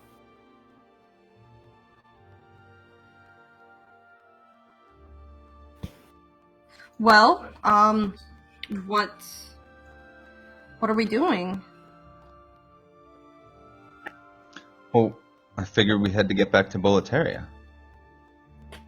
I think I it would don't be at know this point in time why. that I'd relay the information.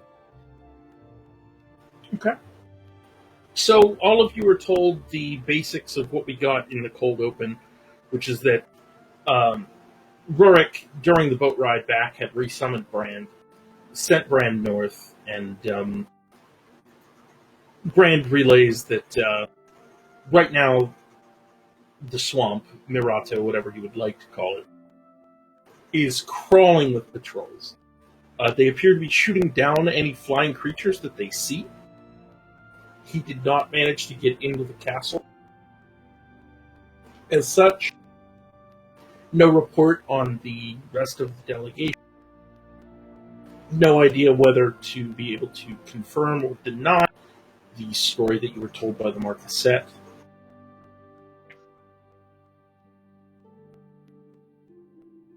Lots of unknowns. He was eventually shot down outside of the castle walls. Disappeared. Rourke felt it and resummoned him.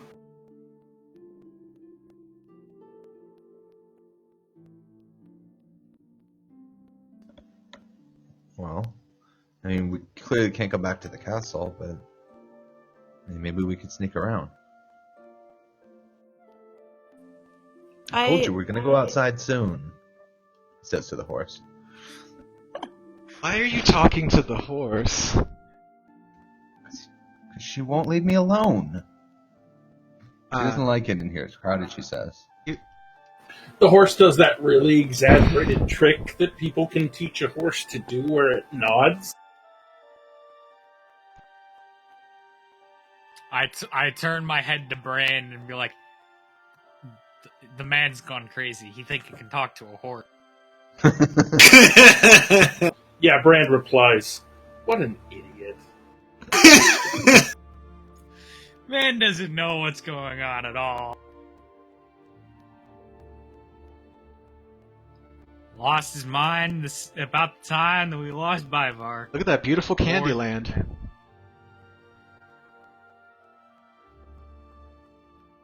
What? Hello? I was thinking about a couple of things last night that I could do to help us, I don't know, reach people and also maybe get some more information. One of them, I guess I'm not sure if either of them will work because I don't know if apparently my things don't work sometimes. But I don't know. One I think you guys will be fine with, but I think the other one might make some people uncomfortable.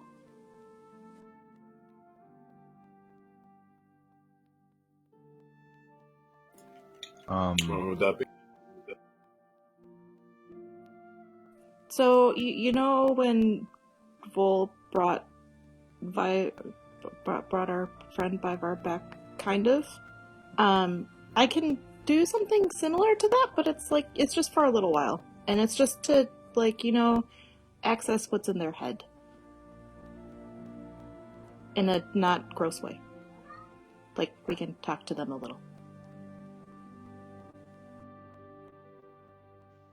So I was thinking the delegate the body that we have out there, the delegate, we could maybe talk to her a little and see I don't know, learn more about what's out there, because I don't know shit about any of these things. I don't know about you all, but I think that could be helpful. And then she'll pull one of the frogs that she made last night out of her bag and be like, and then I can also send one or two of these out, maybe. It like records a message and put it in the water, and it hopefully will actually retain that message and swim to whoever and deliver it. And if they're shooting down birds, like, they're not gonna shoot down a frog because the frog is in the water.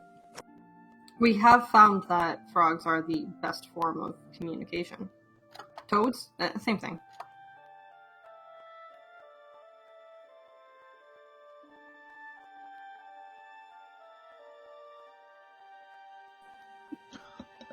What's wrong? Yeah, I mean, if we can get in touch with the Major, I think we could figure things out. Oh, Major. Major Okay. Holberg? Yeah, we could do that. I just feel that we should have a plan B, because if this doesn't go how you think it's going to go, it could be very, very bad for all of us. We are basically putting all of our lives at risk based on what you think might happen. What do you mean? It's just you're a good lad, you're a nice boy, but you're a bit naive sometimes, and I don't know that this is going to play out the way that you think it's going to play out.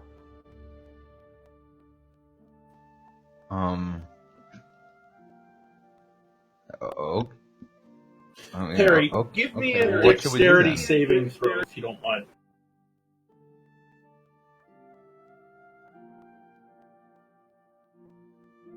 That is for Perry. Sorry if that was caught up. Dexterity saving throw if you can. Yeah, I was just being slow.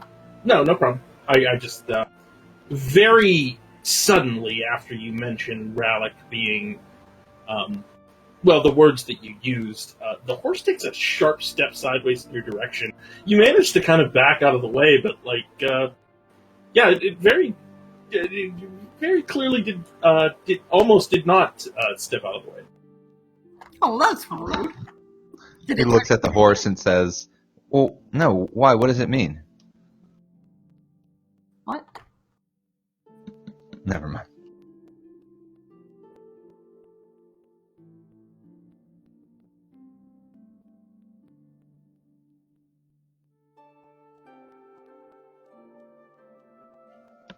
Well, then what should we do? It's so great.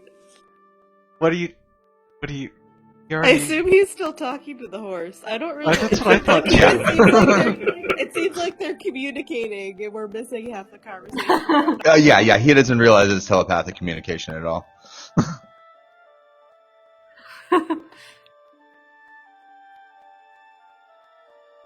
Annabelle lets out a long, drawn-out sigh. Like a...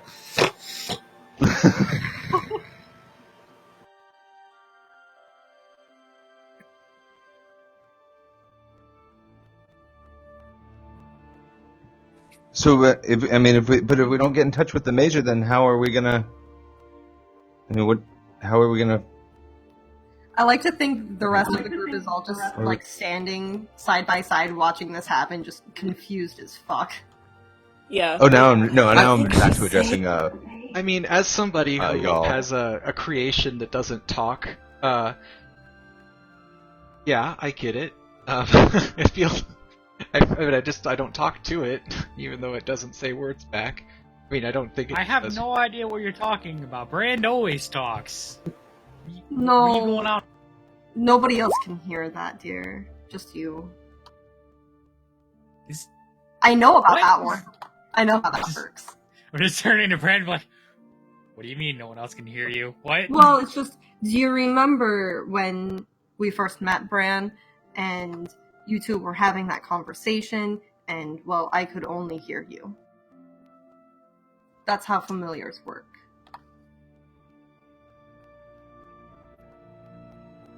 He's just looking back and forth like, how could you do this to me? To me or to Bran? No, it's a Brand. I thought this would have been relevant information. Yeah, you get like I guess as best as an owl can shrug, you get a shrug, and he's like, I wasn't aware of that either. I just speak to you because you speak to me. Huh. Well then. I hate this bubble. Don't worry. It's a good bubble. I hate it.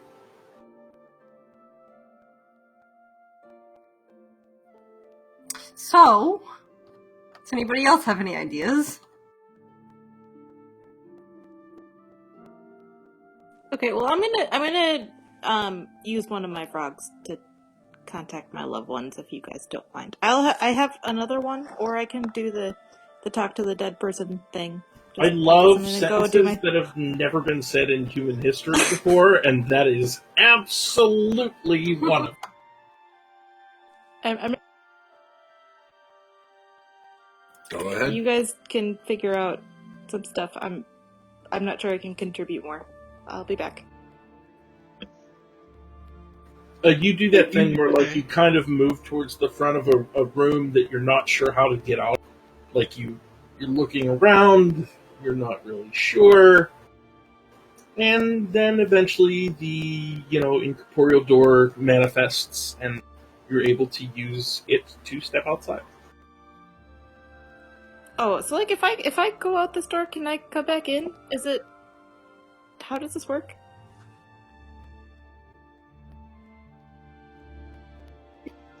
I don't know, but once he sees the door, Ralph's going to start leading the horse through the door, or the other way around. One of the two. The two of them are heading towards the door together, though.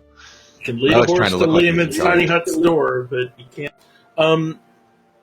Cham, how does that work? Is it like you designate people who can come and go, I think?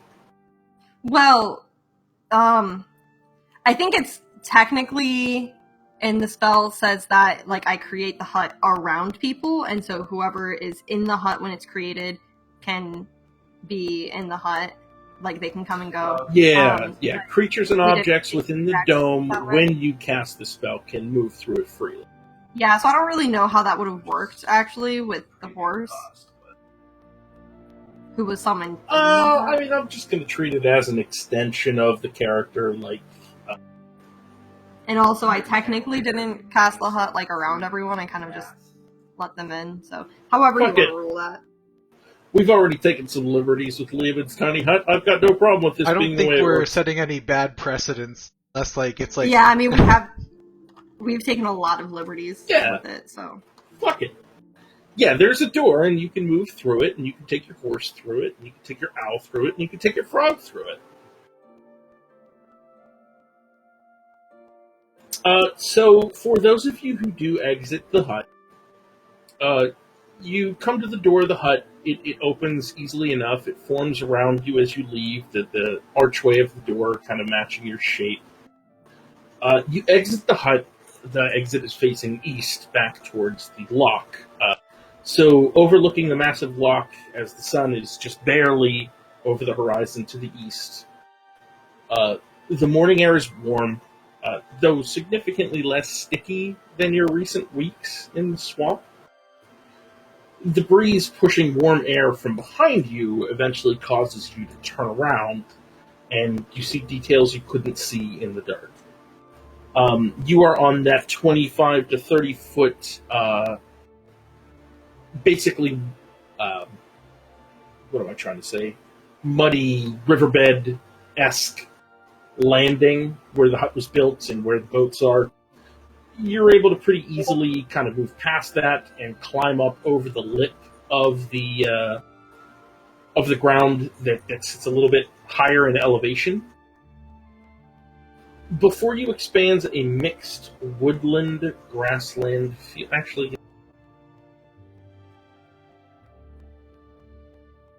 this is what you see. So it's a mixed woodland grassland field. Twisting trees reach out from the pale yellow grasses and patches of dirt, providing their own small canopy. The trees are sufficiently spaced out so that no actual overhanging canopy exists. But for those of you who came outside, are any of you proficient in nature? And this could be anybody coming I feel like that outside. would be really odd if I was. Yeah, I am. Okay. Can I just Give me a- voluntarily give me a- take zeros on these checks? You absolutely can. Anybody with proficiency in nature Wait, can well, I make mean, a nature check. I do have a 20 intelligence, so... Yeah, same. I'm like, I'm really smart, but Sure. No, this is a nature proficiency kind of thing. So, Vol, I mean, with a 10, what you're able to tell, because, again, pretty clearly, all of you see the same thing, but Vol, your connection to nature gives you maybe a little bit more than most people are expecting. This grass is hardy, so even though it feels kind of rough around the edges, when you kind of pull at one of the strands lightly just to test like the tensile strength, you get the feeling that this place might have just ended a pretty rainy season. The grass is growing very heavily. The sky is clear. There don't appear to be any rain clouds, but this place is not starved for moisture, and these plants seem pretty capable of holding any moisture they get. I think is about all you get with a 10. Yeah, that's fair.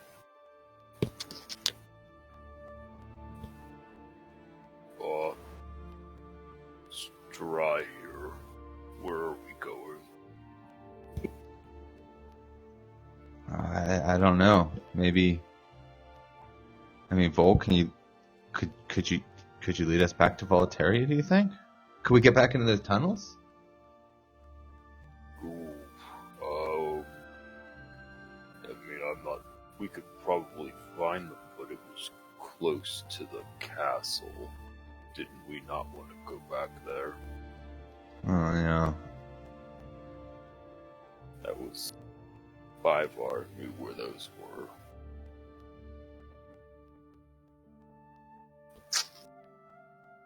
We can go around, but I'm not too familiar with these parts.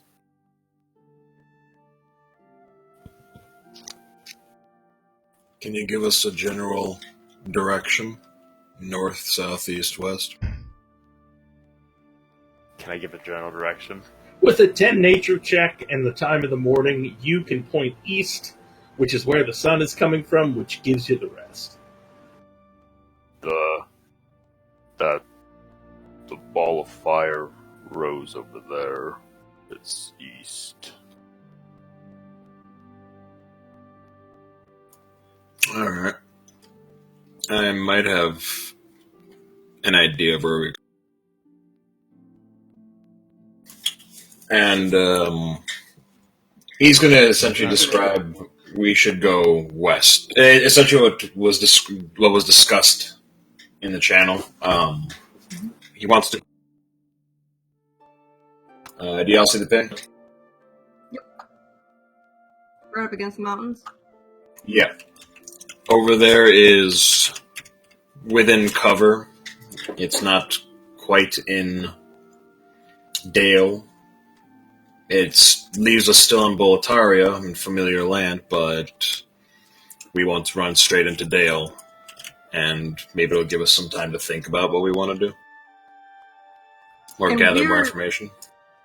We're here, right? You are where the star is. That is correct. That is your How- current position. I kind of missed this day. There's like a wall situation going on here. What's that about? What's that like? I mean, for brevity's sake, I'll give you what the party knows. They don't know a lot. It might be a real wall, it might be a figurative wall, it's something that is Well, I mean, halting we're- the advance of the war. We're right on the border, right? Mm-hmm. Yeah, no, you're not even on the border anymore. You're in what you would know through your time in the academy. As far as you know, where you're standing right now is Dalish territory. So we're Looking in, over these trees, like you are in Dale. right, because we were in like the demilitarized zone. You were in a neutral country. Well, we're thinking essentially. we're in the Iraqi Plains now. Correct. Which, as far as you know, every map you've ever seen is part of a big green swath of land simply called Dale. Okay. So this wall thing seems like bullshit.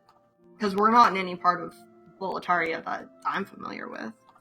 At the peace talks, they seemed like really upset about handing this over. I don't know why they handed it over, but they seemed really upset about it, and it seemed really important to them. Right. The Inquisitor really wanted it.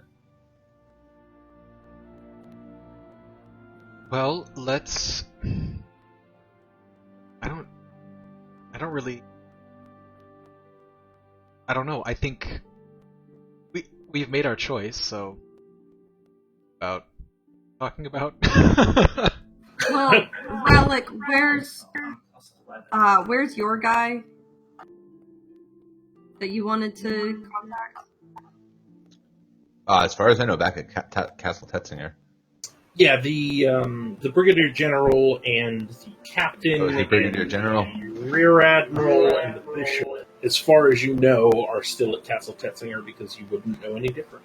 Well, I mean, Okay, so that's really close, but also really dangerous. So- it's a really hostile area for us. how much exposition do we have about the Bucky plane? Because could we maybe I do a history check, maybe? Well, the impression I've got is that we have no idea really anything about Dale other than that it is south of Boletaria. Yeah, so essentially, regardless of what nature or history or religion check anybody would try to, what you all grew up around and what was taught to you in the academy was there was a pretty clear line. There's us and there's them, and below the line that reaches through the swamp and through. Let me make sure we're on the same map. All right, I'm going to draw a line for you. Pretty much from here through here and down here and all through over here. This was just a big part of a map that was marked Dale, D-A-E, the Kingdom of Dale, the enemy, as far as you knew it. So, for all of you who showed up to the peace talks, seeing these representatives from different nations finding their names and countries on a piece of paper that didn't just flat out say Dale was a little bit confusing. They were also like races that we had, or at least my character had never seen before. Like, they weren't just all orcs; they were Precisely. very diverse.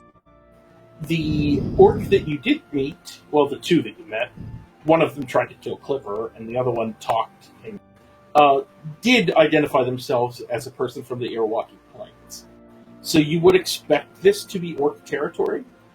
Those of you who grew up near the border would know it to be orc territory, simply because that's where the warfront has been. The swamp choking off a good 75% of the eastern front at this point kind of funnels everybody into this hotspot.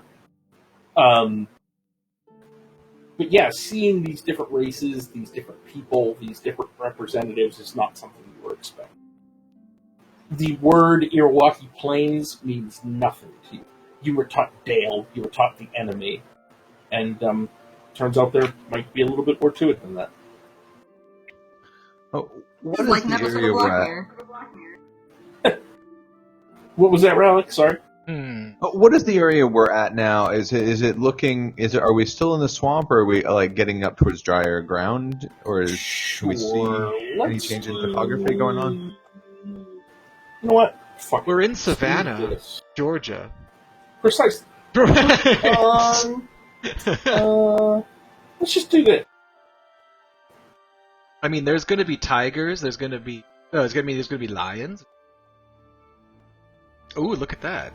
I'm going to give you a little bit more, I think. Yeah, daddy like. Mm-hmm. Okay. Can you guys actually see... first of all, let's start with this. Can you see the pinpoint on the map? Yes. Yes. Can you see anything else? I can see a little bit north of that and like a tiny bit south of that. Okay. Yes. Perfect. Hazy color blocks. So we were walking the Because shoreline. my internet is... Wonderful. So you came from the north, Yep. Essentially, the river spit you out roughly here. You drifted for a little while, hugged the coast, and then camped. The terrain that you saw is here to the west. So these savanna trees, this pale yellow grass, was to your west. Now, just judging by the river or the lake flow, I don't think it's a stretch for you guys to know that to your southeast, the lake does continue into a river, or you could head west. The overland route you saw is very similar to what we did here, which just appears to be wide open plains. You can kind of see, if you look here in the background, there looks to be maybe foothills, mountains. It's hard to tell from here. But there's an eventual end to the horizon. Well, Eligor, I mean, if that place is to the west, we might as well head off that way. Gestures away from the ball of fire. Yeah, that's, I guess that's our best chance, right? It should keep us away from the military of both Dale and Boletaria.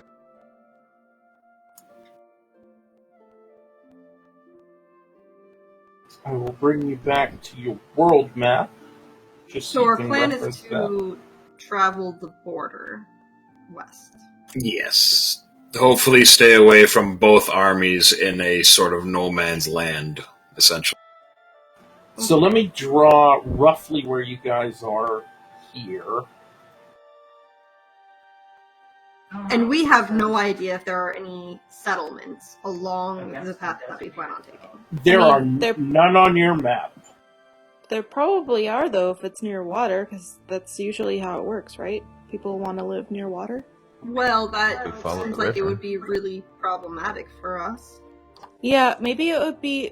Oh, gosh, I don't know. So, like, we could send a frog to Yotol, the friendly Iroquois Plains delegate that we met, who is maybe still friendly, maybe not. Or we could send one to Relic's friend, the high-up dude whose name I can never remember. Oh, I thought he was a major. Apparently he's a brigadier general. He's been promoted. I like this little, let's be careful about orcs.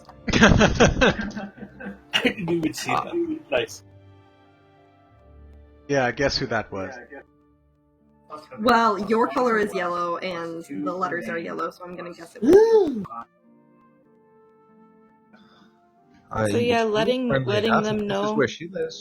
We can contact her. Maybe she can help figure out. Yeah, how she to can get give us there. some pointers. I have no idea how long it'll take Frog to get to her or where she is, but it could work.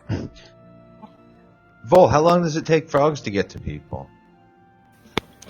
Oh, I mean, a frog like that. Well, the what land size speed frog? of a normal frog area is 1 kilometer.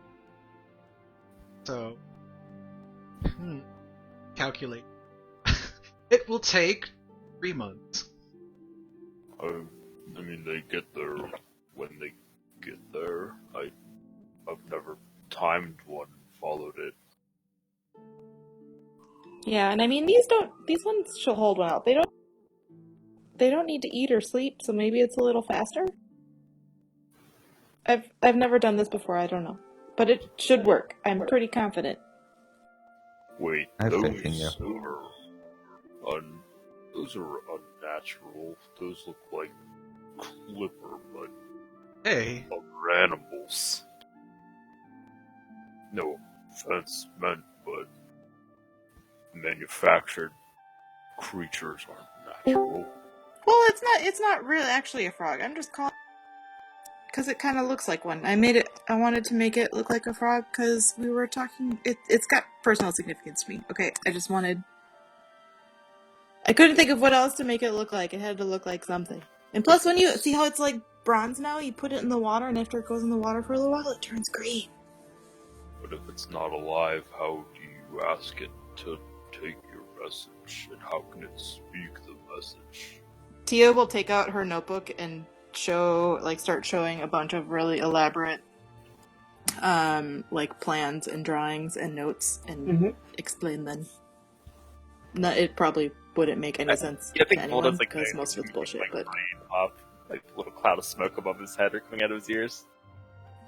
Yeah, there's a moment where you're like, what is reading? It's not that you can't read, it's like, what is reading?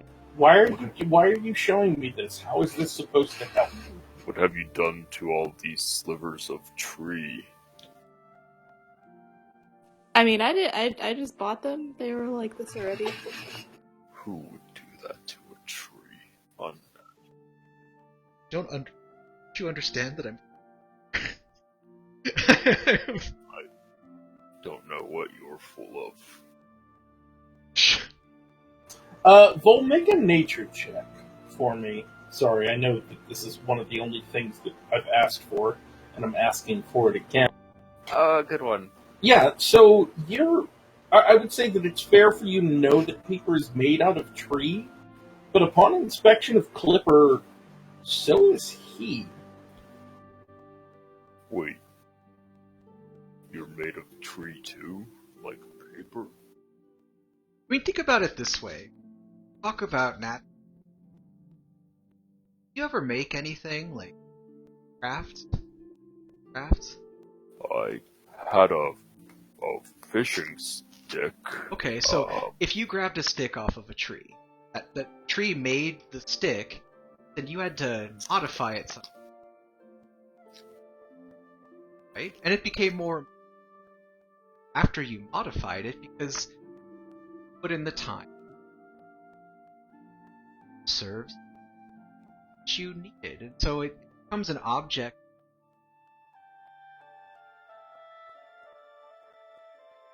Something personal.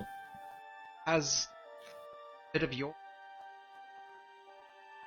Are we talking about you or her paper slivers? I'm just talking about everything you worry about in general. But a fishing pole's never spoken. You speak. I'm not sure I understand. Anyway, parts of their wood.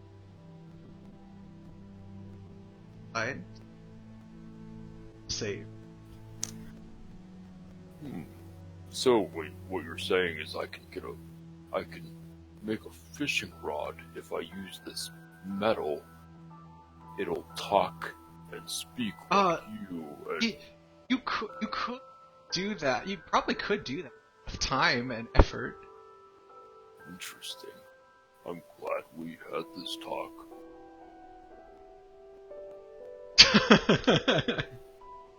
Yes, this is very good. Man, if you turn your friend into a fishing rod, this is going to be the greatest game ever.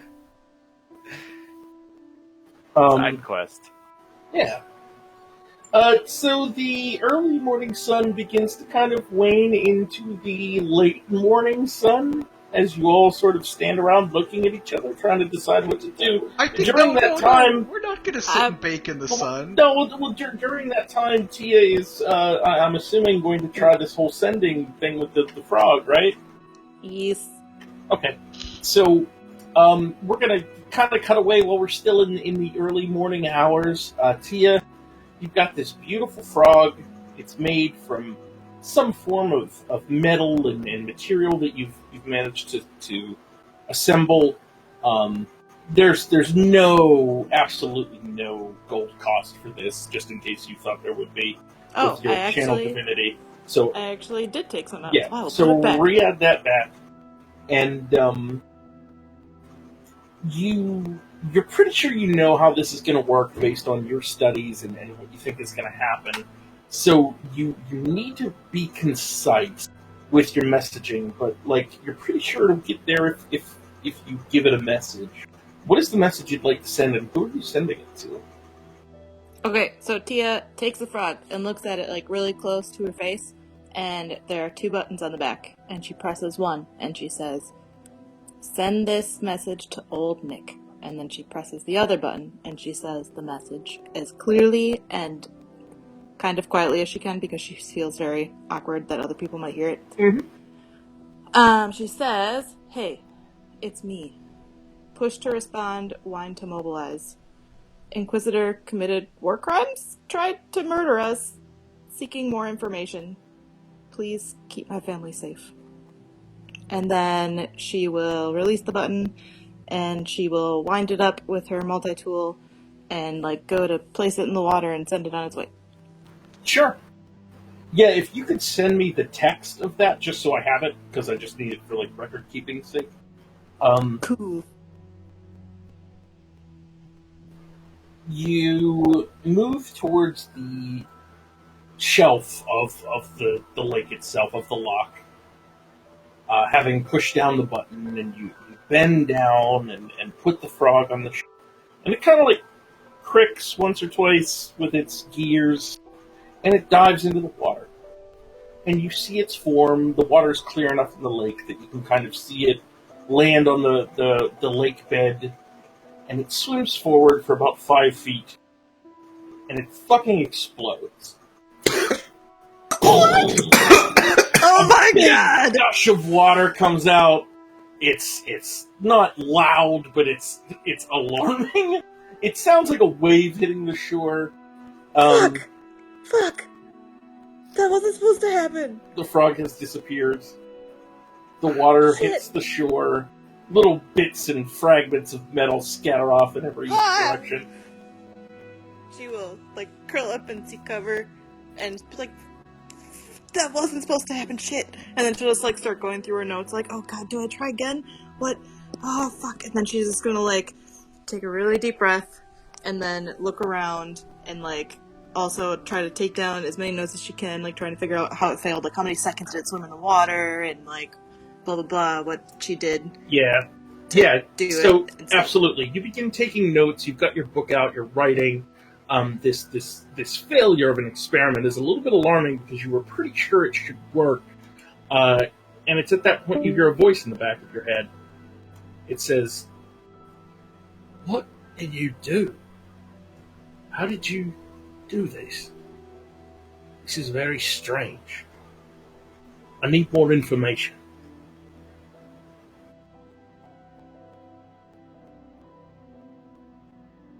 What the fuck? And she'll just, like, spin around looking for Nick and, like, just really confused, like, what did you guys, did you guys hear any of that? That's a good question. Did we hear any of that? Yeah, I was gonna say, did we hear that? None of you can't hear anything over Annabelle. Any of that. Annabelle shrugged. Did we hear the frog explode? Oh, you saw the frog explode. I say, I heard that machine explode. Clipper, I know you're different, but I do like you. I hope that doesn't happen to you. Well, I worry about that a lot, actually. Especially when people make me touch my end. I swear to God, I am competent. This is not how this normally goes. Look, we'll work on this later, but I think what we should do is, we should understand where we are. Especially if we're going further south. Should see what the people are like here. Super hostile. Go in a different... Fair?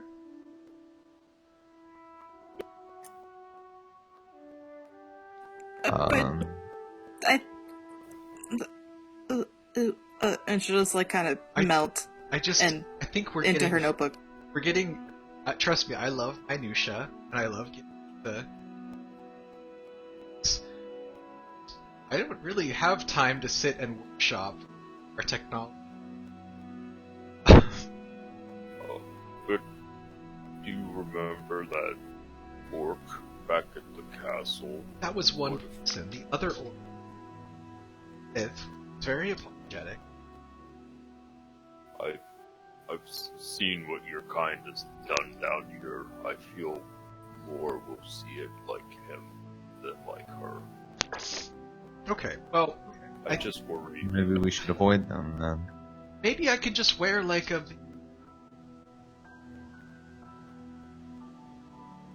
It's at about this time that you all sort of look at Clipper and think, how am I going to get this strange person through this country that is supposed to be hostile, that you realize that most of you are still wearing armor and uniforms colored with the nation that you very recently betrayed. Now, Eligor and Rurik have rebuilt armor recently. Yeah, and didn't specify that it was a specific color, so they're okay. I would say that Rallick also is wearing a set of Mariner's armor, if I remember correctly. That is yeah, we found that along the way. Yeah, and I put my rank insignia away. I've consistently only worn my uniform when I absolutely have to. Otherwise, I'm dressed in my coat, my top hat, and everything. Okay. So it sounds like it's figured out for almost everybody. Tia, you kind of look at your armor and you're like, shit. I just made Tia a dress. We might have to leave Answer behind. Wait a second. Hold on a yeah, moment. that's That's true. not... You can bring me and not him? That just doesn't make any sense. It's like... He'll freak people out, though. It just... Freaks me out. The symbol of peace, if anything. Like a And dove. Eligor, like I a did beautiful make you that dove. nice kimono you could wear, just saying. I think my workbench might have some scrap fabric in it. And like various other things that maybe we can use to make something for Answer. I don't think it'll be pretty. We do have 'cause we I don't know have what that I'm doing, but- we have that cape that changes what it looks like. I that we have could a put way over of transmuting and advising. You could change him this whole time? I didn't want to change who he was. I'm gonna pull out the... I'm quite cross with you, Clipper. The arcane energies I've been practicing should allow that to work. It just would take some time. But yes, I can shrink him down, change his it just would take a... I will contribute in any way I can to the improvement of Answer's appearance. Yeah, Happy to be at your service. I can shrink him down so small that just look sore. It's like could change his shape. What's wrong? Could you just make him look still like Answer, but less terrifying? Consider.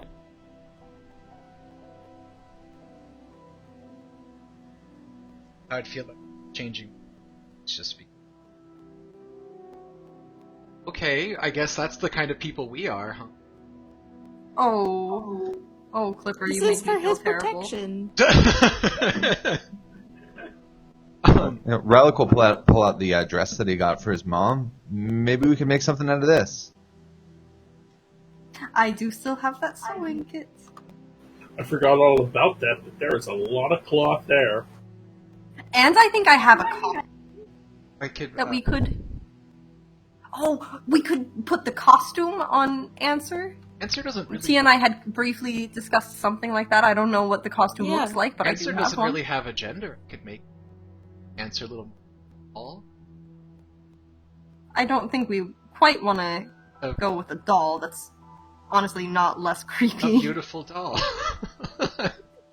Swear to God, Spencer is just trying to give me nightmares.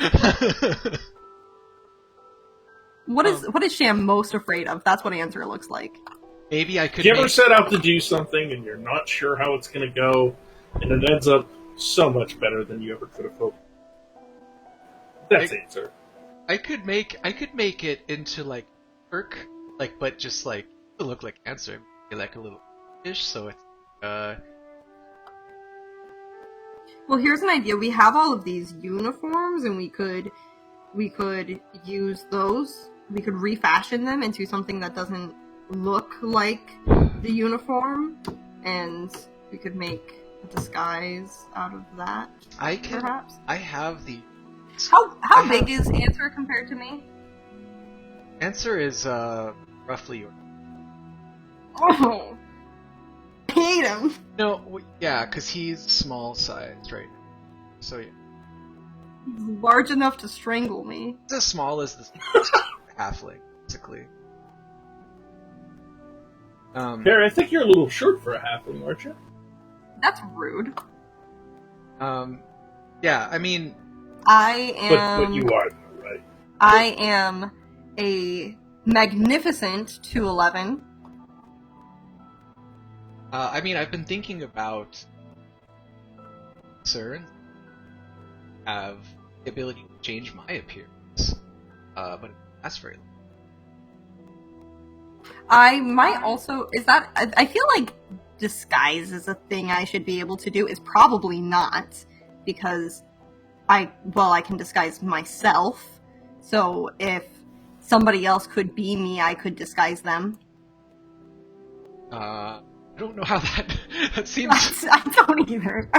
I can disguise myself if need be, especially if I'm not...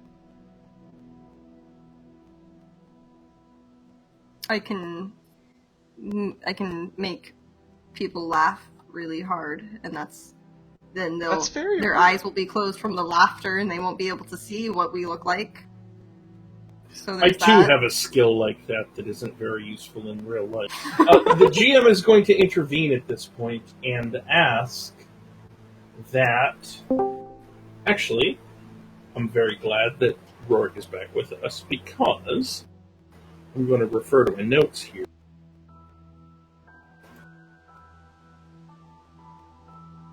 While I refer to my notes, we're going to say that Rallick, Tia, Eligor, Rorik, and Perry, you guys are hungry.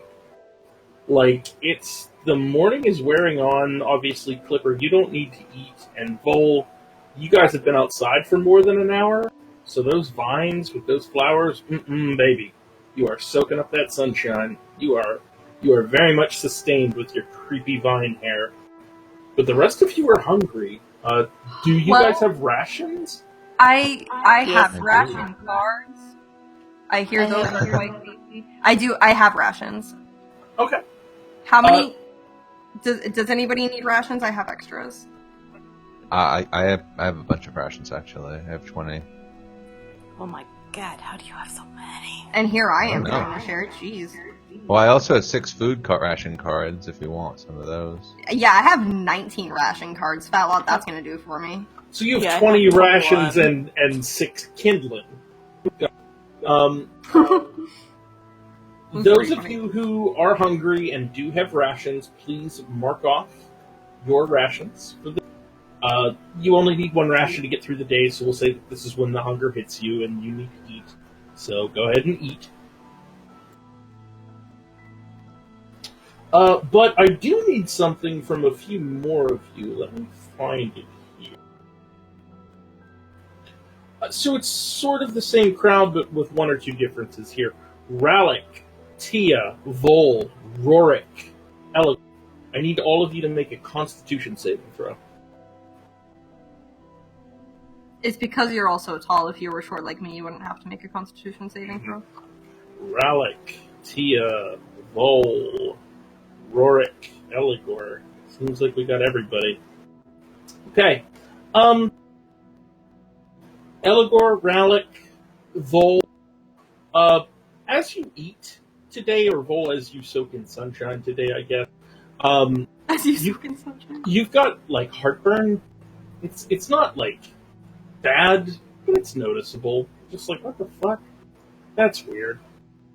Tia and Rorik, you guys don't feel so good. There's something, it's just like, maybe it's the heat, maybe it's the change in climate. I need each of you to roll 1d4.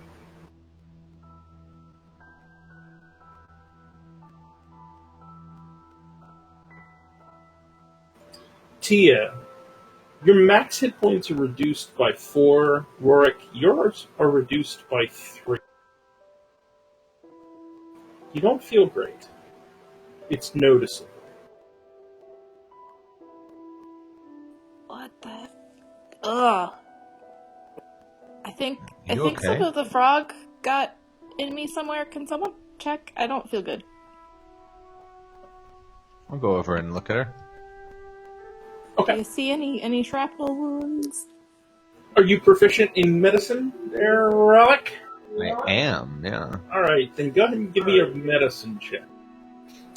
You give Tia a full check. You know, she's got her armor on, so you would very easily be able to spot like a person. You don't see one. Her eyes are a little bit bloodshot. Her breath is a little bit heavy. With a 19, you're sure something's wrong, but you're not sure what it is. Here, let me see if I can help. And I will lay on hands using the 5 hit point to remove a disease or poison. Yeah. As I lay my hand on and it starts to glow. You feel any better now? So, Tia, you do feel better. The pain in your throat kind of goes away. Like the fever dips a little bit. Like you're kind of like, yeah, you know what? I actually do feel. I feel better. But Rallick, with a 19 and kind of keeping an eye on her, you would know that like whatever just happened. It definitely made her feel better, but it has not removed the negative effect that she suffered. Mm-hmm. Can I don't know, like, knowledge arcana to see if there's anything arcane I might be able to detect about? Sure, fuck it.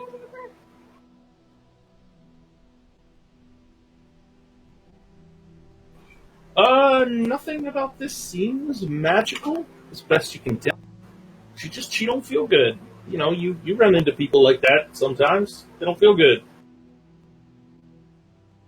Vol, isn't there some kind of herb she can eat to feel better? This isn't my area of expertise. What do we do? Can I medicine check myself? Absolutely. Yeah, I would say with Rallick's help, you would have advantage. Oh, help. And is Rorik saying anything, or is he just kind of chilling with the same problem? Like, just trying his hardest to not feel like he's sick. Like, he's walking along, he's sweating, he's feeling it definitely, but he's trying to play it off. Yeah, as Rallick and Tia kind of check, Rorik is like in the peripheral view, kind of like walking with his hands on the back of his head and putting them on his knees and kind of like high-stepping in the background, like trying to figure out what's wrong. Tia, you hit the magic number with a 20. You're explaining your symptoms, and Rallick is looking into your eyes, and Rallick, your stomach sinks for a moment. It looks very similar to the look in the eyes that the elf in the tower had. Shit! That's bad. I think did that thing in the tower get you? I mean, we killed it? Are we talking about the thing that,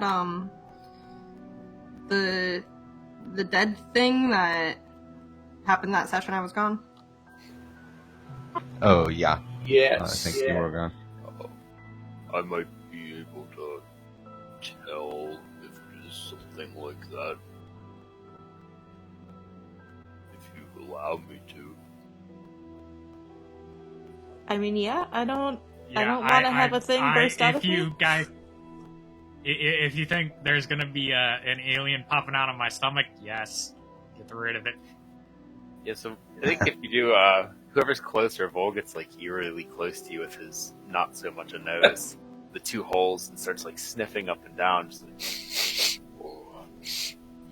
I smell it. So, Vol, you can give me either a nature or medicine check with advantage based on that spell. Well, Okay, yeah. So, with a 28, you're 100% sure that is exactly what's happening. We'll say you sniff Rorik as he walks by you. However, it does not identify as a poison or a disease. It's a natural thing that certain creatures are known to do. Again, I guess since you crit, based on what you know about anatomy and nature, it had to do with general proximity with the creature while it was alive. So not necessarily getting hit, not necessarily taking damage or anything. This is specifically kind of like a passive spore-like effect, which would make sense with you being the spore druid. You would understand that your two friends have been infected by whatever that wood elf was infected with right before a creepy creature broke out of their chest. They don't look anywhere near as bad, though. He was in terrible shape when you guys came across him. But you see the signs at their very earliest level. Look, I have good news for you and bad. Which would you like first? What's the bad news and the Yeah, good bad news? news. You're creeping slowly closer to death. Like the man stuck on the wall in that one building. It seems like that end is coming for you. But the good news is I recently learned how to bring you back, if that does happen. So don't worry. If you do pass on to the next cycle and become one with the earth again, I'll bring you back. Let's prevent that from happening. How do we stop it, Vol? How do we stop it?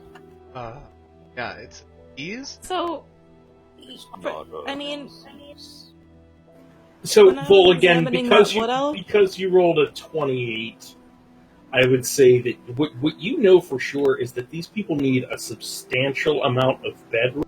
They're not in imminent danger.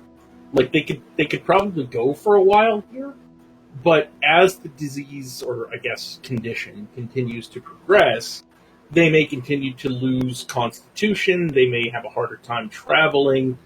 What they need is a safe place to stay. They need to sleep this off with constant care and medication. They need a safe place to hold up. So Eligor, can I have that bottle of poison that Okay, you have? no, we should go see if we can find a settlement as quickly as possible.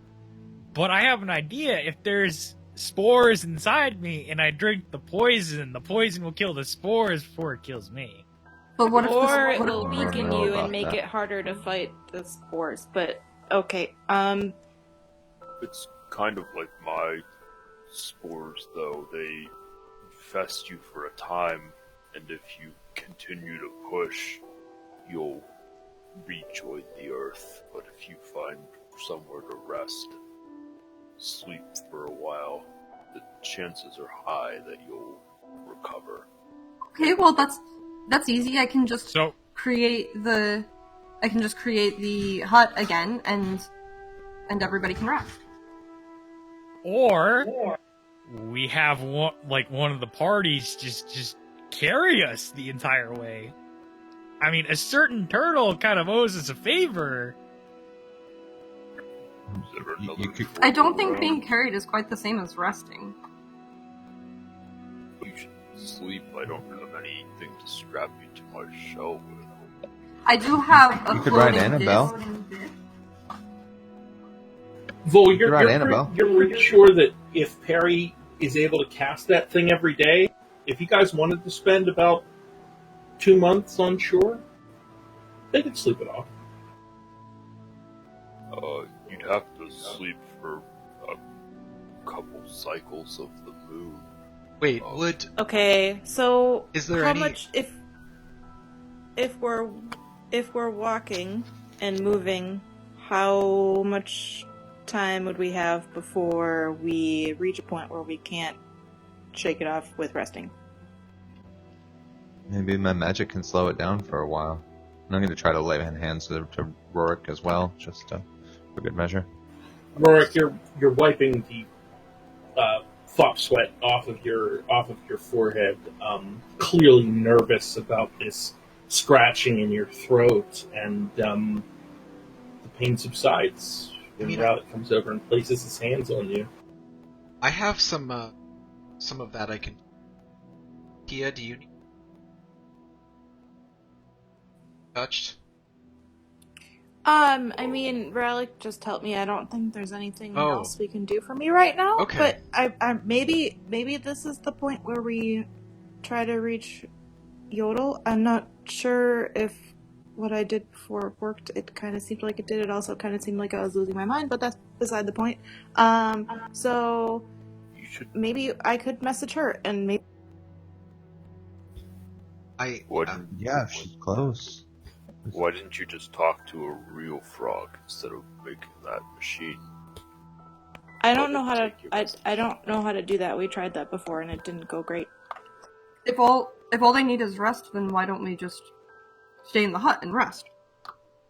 For 2 months. Do that, and we could send. I'd rather rest for 2 months than have explosive baby monsters come out of their stomachs. Yeah, if we What are have you? a powerful healer that finds someone to buy, then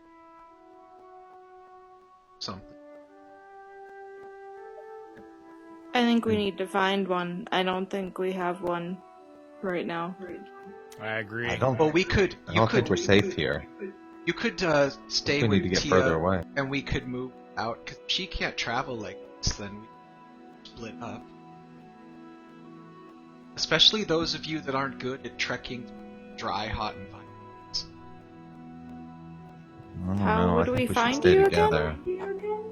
Just have to sure we track of and I can maybe if I stay I there. don't feel come up with comfortable some- leaving them alone. Oh, Didn't you say we could just hide that thing we were in last night? 2 months is a long Yeah, we time, can't do and that doesn't seem safe. It seems like they would be able to find us in 2 months. I am positive. I think they could probably find us in like a day, maybe 2, Yeah. if we Well, stay if in one we spot. if we're in the hut and we make the hut look like a boulder, then they won't know that we're there. it's not about the hut being findable. It's about also the time, and we can't guarantee. Are we? Yeah, and we are need linked to. something that I'm not aware of. I'm just saying. We need, All seem afraid. Sure, there's. See if we. Or refugees. Fugitive. Okay, so what if? Bear with me here.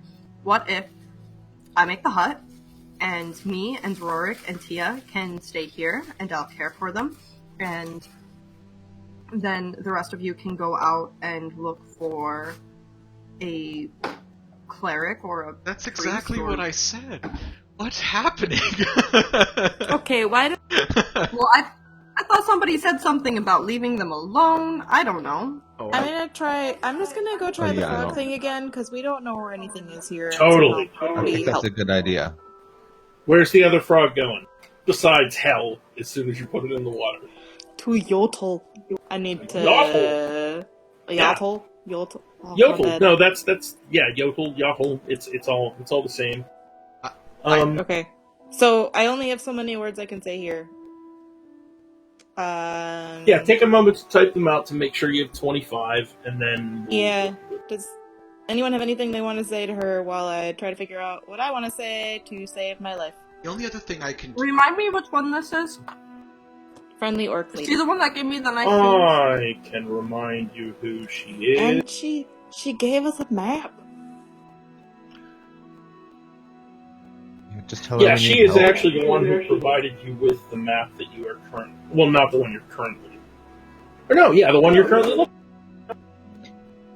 Oh, did she mark where she was from on that map? She did not. Is she a turtle? Is she an orc? What is she? She is an orc lady, and I will have her picture here in a moment. I hate missing sessions. It was the worst.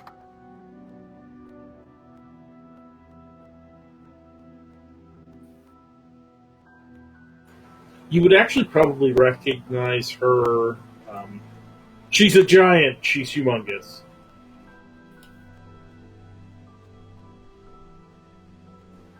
That should have popped up for all of you. Let me know if it did not. I don't. Nope. All Question. right. Let's try this then. This is the map she provided you with. She's giant on this map, and that should have popped up. Okay, I vaguely remember. Indeed. Was she the orc from the castle? Is that who you're sending it to? Yeah, she was the one who kept her friend from trying to murder us all Yeah, but because they didn't like Clipper. if the same people that attacked us attacked their people at the castle with that person and those other machines from your country, do you think broadcasting to these people that we're alive and where we are is a smart idea? One small note about that you would remember based on the peace talk. The delegation from Dale left immediately afterwards. It was only the Bolitarian delegation that stayed behind because you were waiting to hear from the delegate from Durgalad. But the delegation from the Arawaki Plains, the Duchy of Joland, and the Oak Highlands, they all took off that day to head towards home. Yeah, so maybe we can say something like, "Hi, you made me a map before. We've been framed and our country sucks, and we're also dying. Where can we find a doctor?" Something like that, maybe? That's exactly what. The "our country sucks" is probably a good part to put in there if we're trying to endear ourselves to the Dalish people. The other thing is, stay. Can make firework smoke, spread it in the sky, message right up.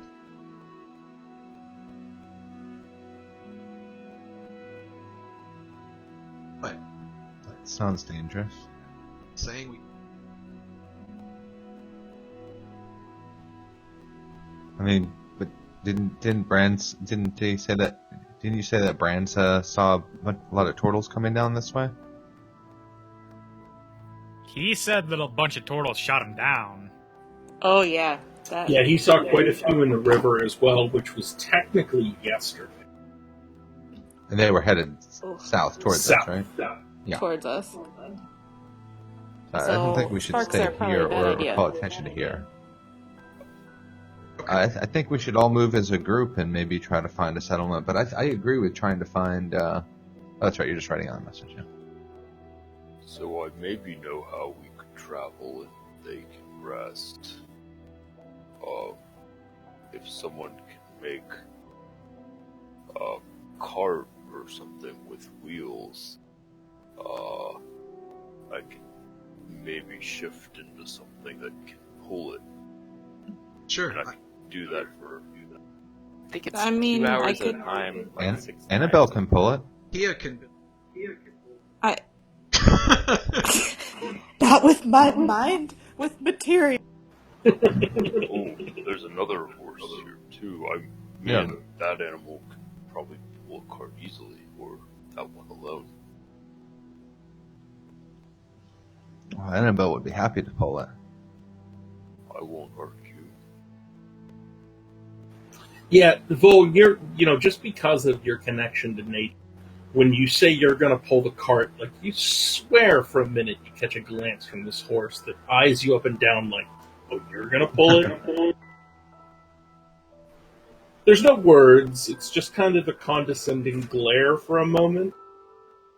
So Ralik's horse can pull a cart. You can rest in that, and maybe put a lid on it so the sun's not so hot for you.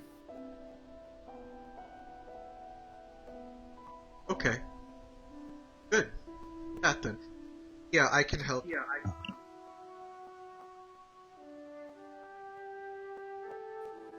Okay, cool. Great. Sweet. I mean, I don't have a choice. It's either this or sit here and Build. be found and die. I do want to try this frog thing again. Hopefully it won't explode. So, Do you alrighty, have your guys. text? Yes, I'm right by the group.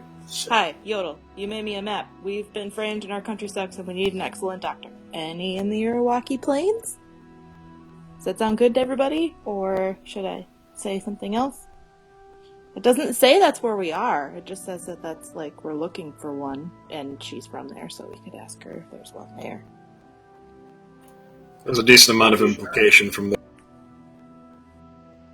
Sorry, Yeah, what that was sounds good. That sounds good. Okay.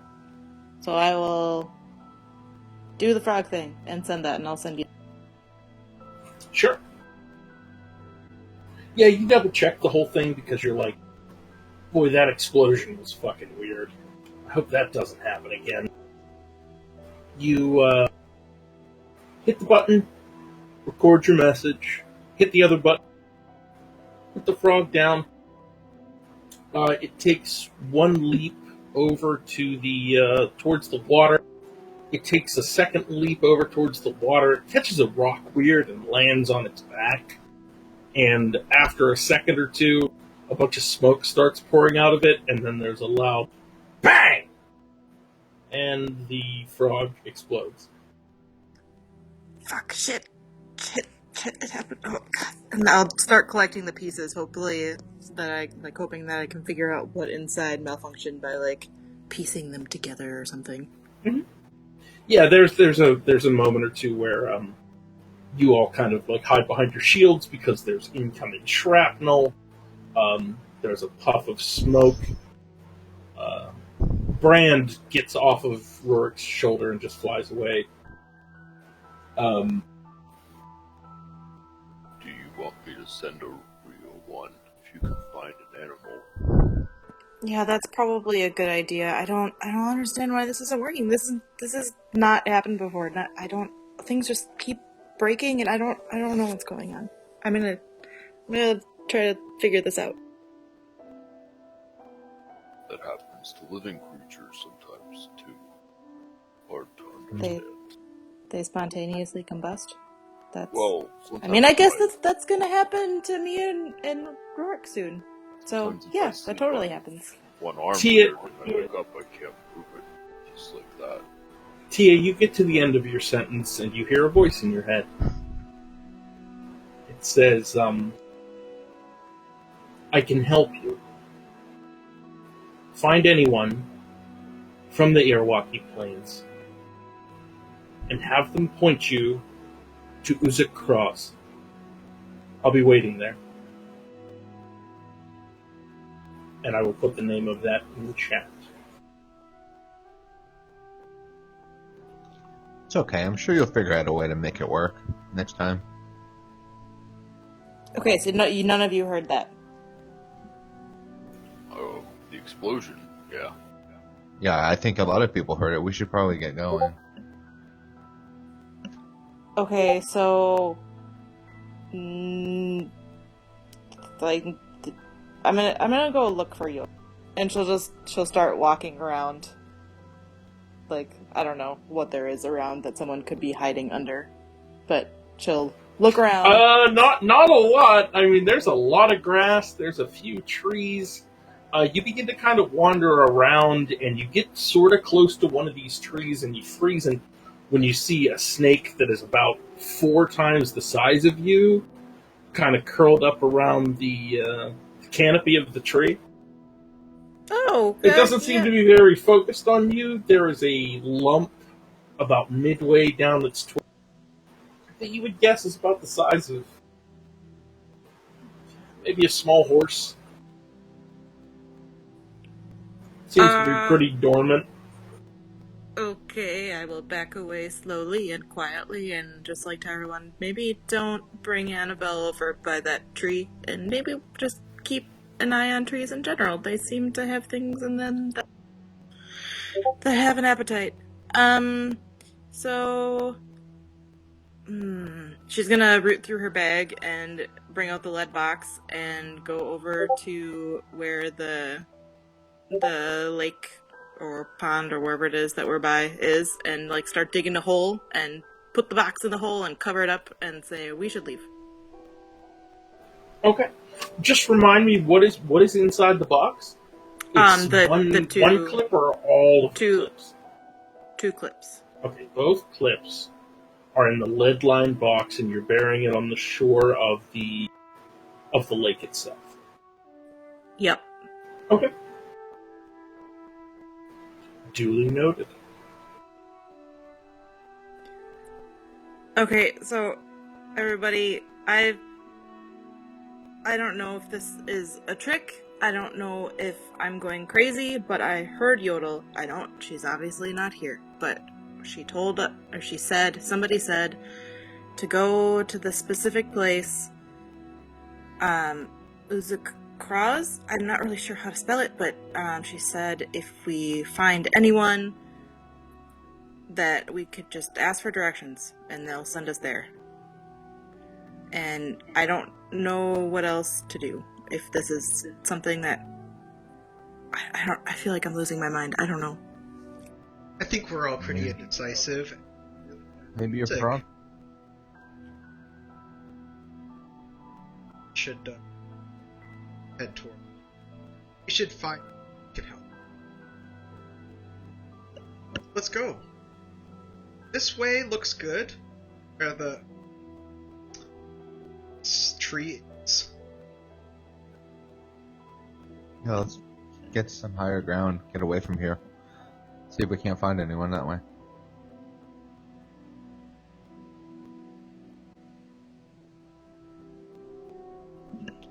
Signs of life anywhere?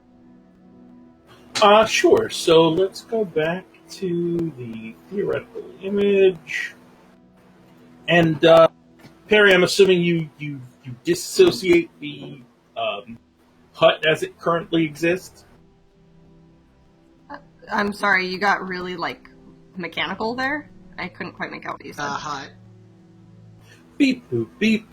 Do you drop concentration on the hut? If we are no longer in it, then yes. If we're, moving away from it, yeah. I mean, it sounds like the plan is to move inland, but if anybody disagrees, I don't want to override that. I mean, I can recast the hut. My concern with dropping the hut before was that I wasn't sure what would happen if people were still in there. Mm-hmm. Sure. So everybody is safely out of the hut. You drop your ritual concentration. The hut then drops. Where the hut used to stand, you guys see this line in the mud that Perry had drawn originally with a stick, not with his finger, because he wouldn't do that. But the stick is laying nearby. The circle is there, but the hut is not. You climb up over the lip from the riverbed into the grass itself, and you begin to make your way west. Hold on, not so fast, not so fast. All right.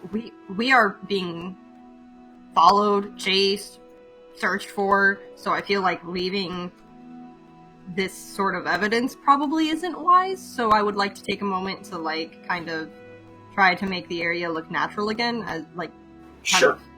Get rid of the runes that I had inscribed or whatever. I'm gonna start molding earth around it. Sure. There we go. Yeah. It takes you guys less than 10 seconds to completely destroy this little bit of ground. This is not a super hard chore. The line was... Let's just be in the habit of that. Totally. Question. The line was not drawn very deep. You can basically kick dirt over it. It's unrecognizable. But yeah, question. The dress that Perry made for me, could I wear that over my armor? Without a doubt. Okay, sweet. I will do that. You look lovely. Thank you. And she'll just, do a little twirl. He'll kind of clap at that. Yeah, it's a very well-made dress. It kicks up some wind as you spin. Everybody catches a nice breeze for a moment. It took me several tries to get it this nice. The pockets are amazing. Are they deep enough? I mean, they're good. Okay, good. I wasn't sure. I have very small hands. I wasn't really sure how big to make the pockets. Yeah, I mean, it's one of those things where it can never be too deep. That sounds terrible. But Okay. so hard to try to figure out a different way to say it. It was perfect. So, without any real sign of civilization or anything else, you hurdle this lip, you head inward, and you begin to travel. What I guess we should do is treat this like we would treat any explorer. I need 3 volunteers. One of you is going to be the provisioner, one of you is going to be the navigator, and one of you is going to be the scout. The navigator is going to have disadvantage because you're not working with any sort of road or anything like that. The provisioner is going to have disadvantage because you are not in a familiar biome. And the scout is not going to have disadvantage because you're just looking for threats. So we'll just treat it as a straight roll. Well, Tia will offer the visor to anyone who feels particularly not confident, and if nobody offers, she's gonna look for whoever seems sweatiest and put it on. I'm happy to navigate if nobody else wants to do that. Sounds like it's yours. Okay. And I am also happy to take the visor if nobody else wants the visor. I think you can all... Or no, what did we rule? One of these per day can take it. I think, well, scouting. I can try to scout. I mean, as eagle-eyed as I used to be, now that I'm tooled out with the battle software, whatever it's called. I will 100% guarantee that I can always bring back some food.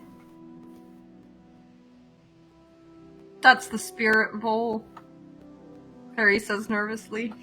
Gives you a thumbs up, but it's like not really a thumb. It's just the top of the 3 fingers. Yeah, I can scout. It's I'll give it a shot. Yeah, let's get a perception check from the scout. Let's get a navigator's tools check from the navigator, and a survival check from the provisioner. Yep. Wait, who's taking the visor? I might need the visor. Because you said you would. Oh, okay. Well, she's fine. okay. Then I'll put it on Clipper. I have tools, so yeah, give it to Clipper. I put it Thanks. on Clipper's head. It's difficult because Clipper is. Ah! Plus a Oh. D4! Roll the D4, Clips. Well, it's my first. Nice. Good. Good. So with a solid 9, you're 100% sure that you're the only things that exist on this whole It seems fucking clear. planet. It's not. There is nothing stalking you. There is nothing in the canopies of these trees smelling you as you go by and slowly crawling and I following warned them you that my across the sensors landscape. weren't as good as they used to be. Perry with an 18 on the navigator's tools. You keep people on track. You are moving. The mountain Okay, range. we make our own road this time. See, this is the road. Just follow in my footsteps. We make a road. Yeah, I would assume that like either Eligor or Ralik is up front. So the road that you're keeping people on is the path through the tall grass that they're kind of pushing down, which gives you sort of a feeling of comfort. It's like, okay, if we just stick to this, then nobody will get lost. In a straight line. Formation. Sure. So I get that was technically with a 16, which is okay. Vol, with a 12 on the survival check, you don't find any food to bring back today. There's a few muddy puddles that you find that are technically drinking water if anybody needs to fill their water skin. But yeah, surprisingly, guys, Vol comes back with a handful of berries. Could I prestidigitate that water to make it less questionable drinking water? Sure. Yeah, very easily. Jeez, these berries grow everywhere. Yeah, it's amazing. They seem to be cross-continent Very resilient plant. So, these aren't, undead berries? He looks questioningly. Undead bear? What? Do they Uh, taste like corpses? well, these are Kind of. I've been working on these. The trick with these ones is I brought them back from the other side. You have to hold your nose. Don't taste. Just swallow it whole. Just hold your nose like this and eat it. Wait, did you just say you brought them back? Well, it's like in Pushing Daisies with pies? What's the word they use? It's, like recycling, maybe. It's like these were dead plants. I pulled them back from the other side with necromancy, and now they're alive to eat again. Can I do an insight check on him? You absolutely can. Yeah. Go ahead and roll an insight check.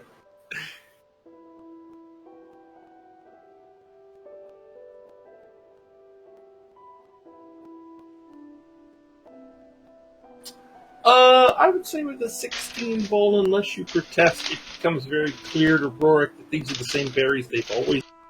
And he's kind of catching just maybe like a slight glimpse of instability from your end. Yeah, I'd say that's fair.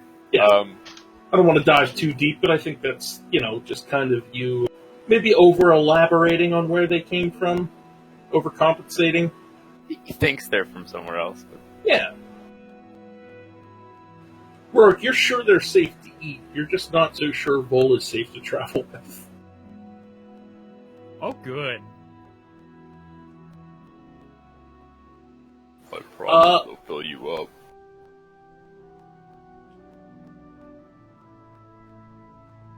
So the day is going to wear on here. I need anybody wearing medium or heavy armor to give me a Constitution saving throw. I think that is everybody but Perry and Vol. I'm not wearing medium yet. Okay, you're still wearing light armor? Then you would be exempt from that check.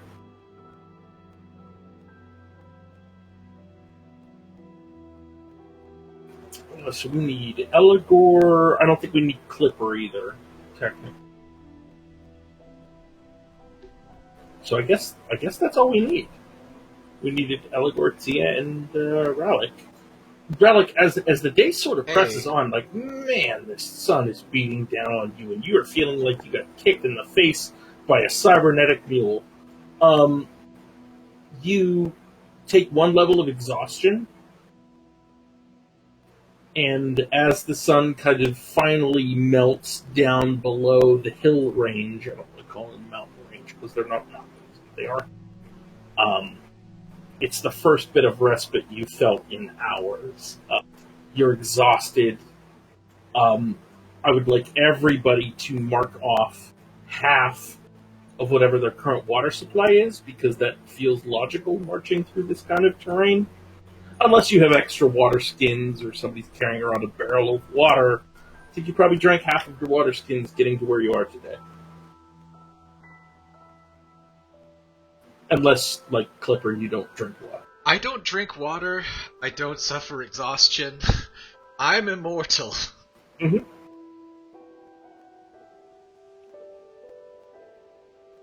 The skies to the west appear clear. There isn't a rain cloud in sight. But the sun has dipped down below the hills, and you hear the yipping sounds of some kind of creature in the distance. Nature continues to move around you. You find what feels to be a somewhat safe area to maybe set up camp. And I think, unless I'm mistaken, there are probably a lot of expected glances in Perry's direction. My direction. Yeah, you guys have kind of reached the end of the end of the road for the day. And you could keep pressing, but with the sun kind of dipping and the sounds of nature moving around you, Maybe Everybody that's stop looking at me. You're making me so nervous. maybe that's presumptive on my part. I didn't mean to overtake the narrative. What do you guys want to do? Harry, could you make the hut? Yes, of course. It's nice and cool in there. I'm hot. Well, I'm it tired. can be. Well, it can be. Annabelle says that she wants to be inside now. Okay. You do too. Okay. Even in... The horse can't fit in there. Well, Relic, Perry... would Annabelle like her own room, or would you like for me to modify your room to be more comfortable for her? Annabelle I mean, I shakes thought. her head. I thought if you just put the beach on the outside of the hut, at a little shack thing, maybe if you rearranged it might be a little bit easier for her. I rearranged it. The shack is already like kind of in the corner as far as I can get it. I mean, if you'd rather have an outdoor area like Vol, I could make just like an open beach for you and just kind of like put a bed on the beach for you to sleep in. Oh, that's fine. I'm used to sleeping on the beach. I used to do that all the time as a kid. Okay. It's going to be exactly that. It's going to be the same beach without the shack, and then there's just awkwardly going to be a bed on the beach. Is the nightstand in the picture still there? Yeah, the nightstand in the picture are still there. And it's like a bedroom set, like nightstand and bed, just on the beach. Okay. Thank you, Ivan. Sure. Your room also sounds like dogs. Just today. Great. You can hear hyenas in the distance. They sound like they want to go outside. Okay. Yeah, that was my bad. I shouldn't overtake the narrative like that. But the sun is setting. Perry takes a good, what is it, like a 10-minute cast then? 11 minutes. Okay, yeah, so 11 Because it was minutes. not prepared. Do you have any idea how the spell looks now, or am I still driving this train? I exhausted all of my creativity for this week coming up with the rooms. Okay. That's Nobody what I've is paying attention as Perry casts this spell. Don't And look, it makes me nervous. The next time you guys, the next time this spell gets cast, you're pretty sure you're going to know what it looks like. But god damn it, if you didn't miss it, the same looking Very private bubble, halfling. but this time the dome is colored like the grass around it. It's like the pale yellow of the savanna grass that grows around you, despite any sort of rain that you've seen. Rorik, could you make it look like a boulder? Just a big boulder out here in the middle of the savannah. Sure. So, That Rorik, you was would know a that you strange need to sound to make. move the ground from somewhere to put it here? Yep. So I am looking for places that might be a little bit more inconspicuous than others, like...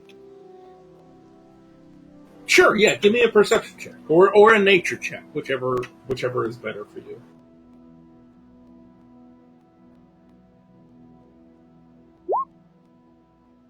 Okay. Yeah, I mean, you find that there aren't really any hills, but based on the time of day that it is and kind of where you guys are choosing to rest, there are other trees nearby that are casting shade over areas that don't appear to have any creatures in them. So you could, you probably steal some dirt from over there and just take some time to move it. Yeah, I'll start doing that. Okay. Give me a spellcasting ability check. So for Rogue, I think it's probably intelligence, right? Yeah, no matter what, it's going to be intelligence. Okay. Yeah, just give me a flat intelligence check.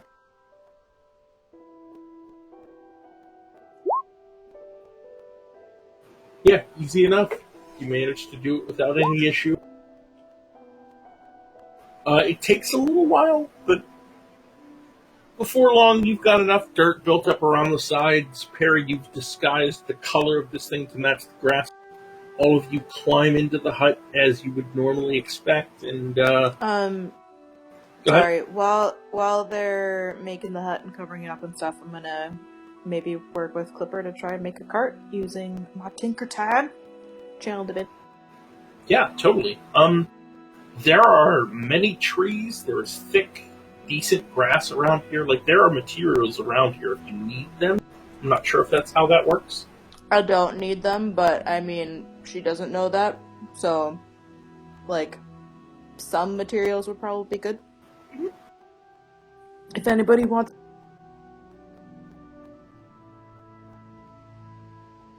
Or pick up branches, probably. Yeah, so given what you have access to, what does this cart look like? It's probably like a simple 2-wheel cart with a harness, or like the, what do they call it?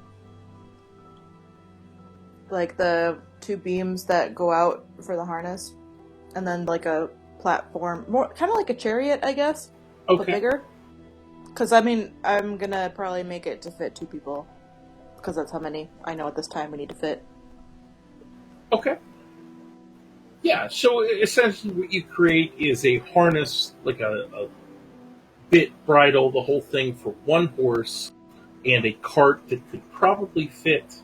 You know what? You give me a spell casting check, and we'll see how many people can fit in here. We'll say like 10 is 1, 13 is 2, 16 is 3, 19 is 4.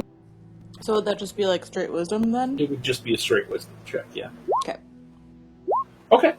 Yeah, with a 21, because you could very easily have, done your visor. You have created a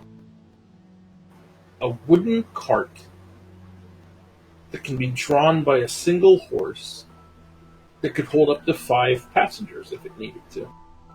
Sweet. Okay. I guess I'll just leave the cart outside the hut, because I don't know what else to do with it. And go in the hut. We did it. We were very successful. Can I High somehow five, Clipper. disguise the cart with dirt? Just make a mound around it or something? Sure. Yeah, I mean, you haven't seen a single sign of life all day, but you can easily, mold earth or whatever, just toss some dirt over top of the cart, no problem. While we're in the hut, for anyone who's out in the main area, I will cast my Unseen Servant, who will wait on us and bring us tea and massage our feet, things of that nature. But you can't see him, because he's unseen. This is creepy, but it feels so nice. Oh, this thing has been around, gosh, more than you probably know. Almost all the time, really. I'm not sure. But, I mean, that's probably fine. It wasn't. Well, you know, Rorik has Brand, and Rallick has Annabelle, and I have this. I'm glad we all have our friends. Hey, Allegor, what do you have? Ouch. Nothing right now. Oh, and I forgot Clipper has answer. Yes, I do. Why don't you have companions? Oh, and Tia has Rosie, and we do kind of all have companions, except for Yeah, Vol's got Bybar. Well, not so much anymore, but he did for a minute there. He still does. I could make you guys something. Vol, do you want one of the frogs? I don't have them. I mean, I have the pieces. You want the pieces? So he was gonna be outside first, but I think he'd I think I'll have my own friend by morning. Oh God! You And hear this is the a cries story of Bybar in the distance. Oh, or that. Well, no, you can't hear the cries of Bybar in the distance because he's fucking dead. No. And also because if you're in the hut, you can only hear what's in the room that you're in. Very true. also that. Vol, is that foreshadowing? Are you planning? No, I to meant do to. something I overnight. was, We should touch base. yes, I was going to use it. I was just editing it and clicked it a second early. But yeah. So before, Can when you give me everybody, the gist of this? Because it's small. yeah. So when everybody else was in the hut, he was going to stay outside for a few minutes and cuts like 5 foot off of the rope he's carrying, and goes under the tree and creates like a magical trap. So it disappears there and becomes a trap. And if it's nearly invisible, if a small, medium, or large creature for like the next 8 hours goes through it, they get captured and like hung upside down 3 feet above the ground. So his idea is to basically capture them and then ask them if they're willing to take a step forward in the natural cycle so he can try to bring them back. Dope. Roll 1d100 for me. Catch an elephant. There's a strict possibility. I don't think I could fit the elephant in the hut. It's a tiny hut. Just so we're clear. I mean, you got a horse. That's true. An elephant is significantly larger than a horse. Well, 39. Do you know when this is triggered? Is this like the alarm spell, or is it just like you have to go back and check it? I think you have to go back and check it. So Okay. it'd be something like I'd probably check it like the end of the rest since it's like 8 hours. So I'd get up in 7 hours, 15 minutes and go check it. Sure. Yeah, you set this up under the base of a nearby tree, just kind of taking a guess at where one of, these creatures or any creature might sort of. This is an unfamiliar biome, so you guys are kind of just taking shots in the dark. Is anybody else looking to do anything this evening? I mean, you are all kind of hanging out in the central room with. Harry's got some sick ass tobacco in the hookah. I'm preparing my black powder. Like I should making smoke matches just in case we get gets. So I'm Sure. I have this guy right. See. Yeah, I figured as much, but okay. And anybody else? I'm just going to be writing letters as usual. Sure. Yeah, the desk that Perry made you feels very real, but the paper and parchment, the parchment and ink, I guess, the pen, is real. There's no doubt about it. You can sit there and write as many letters as you'd like. Well, 10. There's 10 parchment. Sure. Assuming the amount of letters you would like is less than... Right. I still have my book and I have my own piece of paper, so I'd probably use that first. Sure. But either way, you've got this nice desk to write at. It's a well-lit, warm, comfortable area. It's a little bit different than sleeping on the road, but it feels like a nice, tight military quarter. Like there's no interference from the outside, which is probably a little bit nice, but I guess it's up to you. I'd say it's a little bit more unsettling than anything else. Sure. Yeah, you finish writing, and when you're out of letters to write, the night probably just kind of creeps in, and rest takes. Anybody else?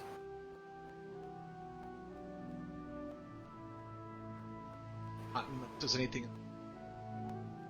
Nope. I would say,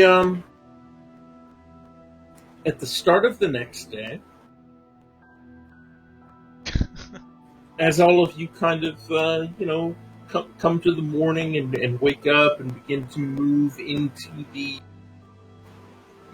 the general area, I would like anybody that plans on being in the general area by, let's say, like 7 a.m.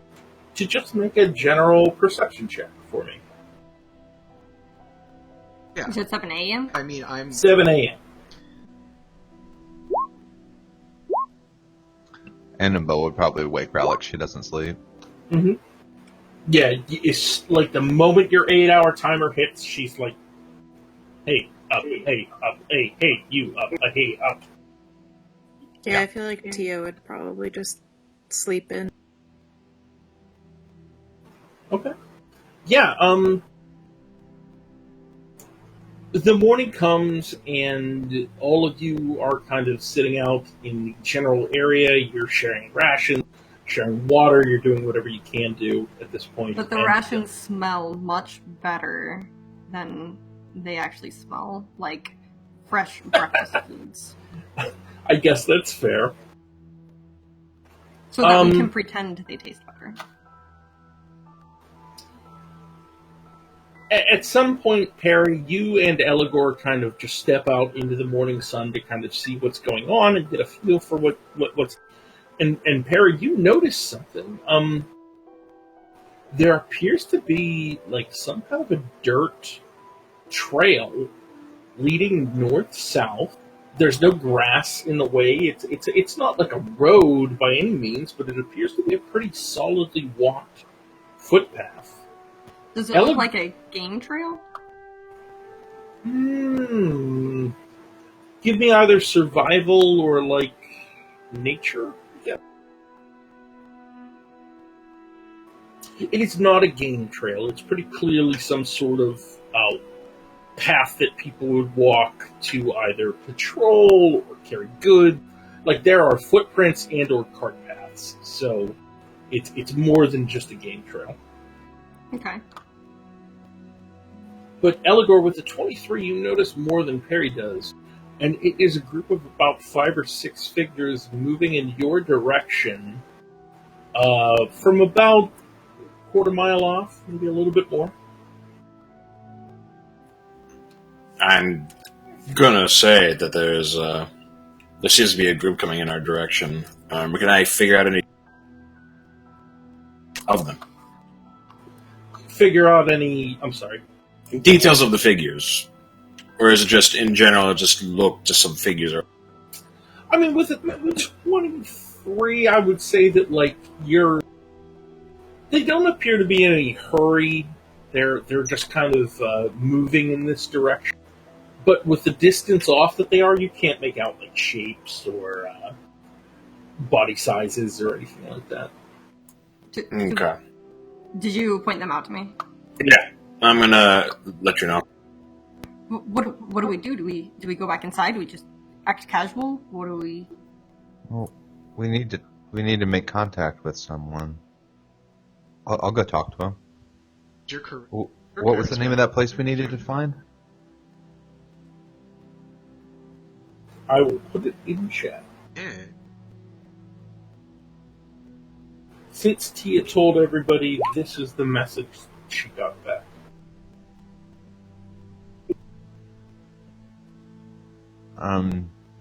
Yeah, I'll be fine. It's okay. Okay, I'll go with you. I'm also gonna go with. Okay. So the three of you head south, sort of on the general direction. Are you walking far off, or I guess I should ask, are you just waiting in the road for what intersect where you are? I feel like that's really awkward. If we're gonna do that, can we like act like we're looking at a map or something? It's up to you guys. You tell me what you're doing. Well, no. I mean, I think we should let ourselves be seen. Well, yeah, I'm not saying we Valid don't check. be seen. I'm just saying, do we walk towards them or do we like stand here and wait for them? But if we stand here and wait for them, I feel like we should look like we're doing something else because it's kind of awkward if we're just standing here, like hands on our hips, like, oh, there you are. You know what I mean?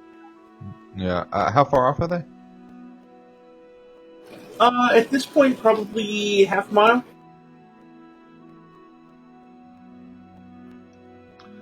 Like, I guess we should approach them. Maybe slowly. I don't want to get too far away from the group, but No. Stay Maybe we just stay here and we wave at them. that works. That way, if they want, they could avoid us.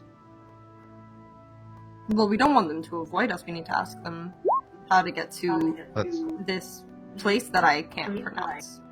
Oh, I know. I just mean that way, they don't feel intruded on. So I guess we'll just try to make ourselves visible.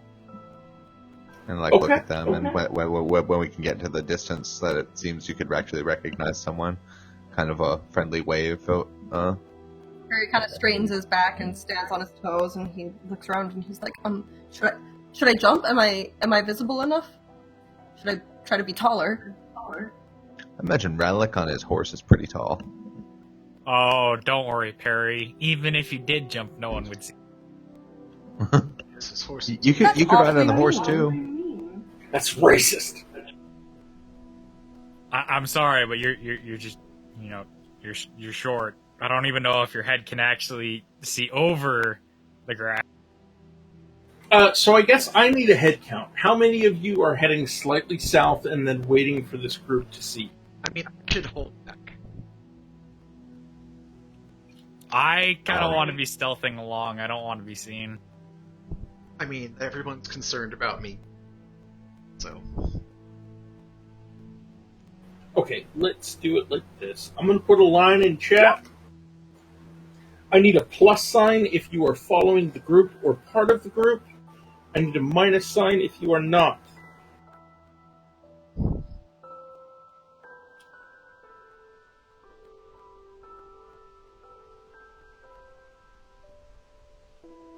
Okay. We've got our 4 victim volunteers. You do exactly what you said you're going to do. You move a little bit south until you feel like you're in logical distance for somebody to be able to see you, and you pause. You kind of put your hands in the air, you wave in their general direction. But it takes a minute before they sort of notice you. What you see is the group kind of splinters off. Maybe a third of them go to the left, a third of them go to the right, and a third of them continue straight up the path. You do lose sight of the ones on the left and right as they approach you, heading north. Rorik, go ahead and give me a stealth check, since you did specify that you are trying to be sneaky. Okay. The group gets to probably within about 100 feet of, and what you see are at this range, there are 3 men standing in the middle of the road. Orcish in nature, they have green to fading brown skin, different shades. 2 of them are holding hand axes and shields, and the one standing in front appears to be unarmed. Like he has weapons, but he hasn't drawn them. He's looking in your general direction.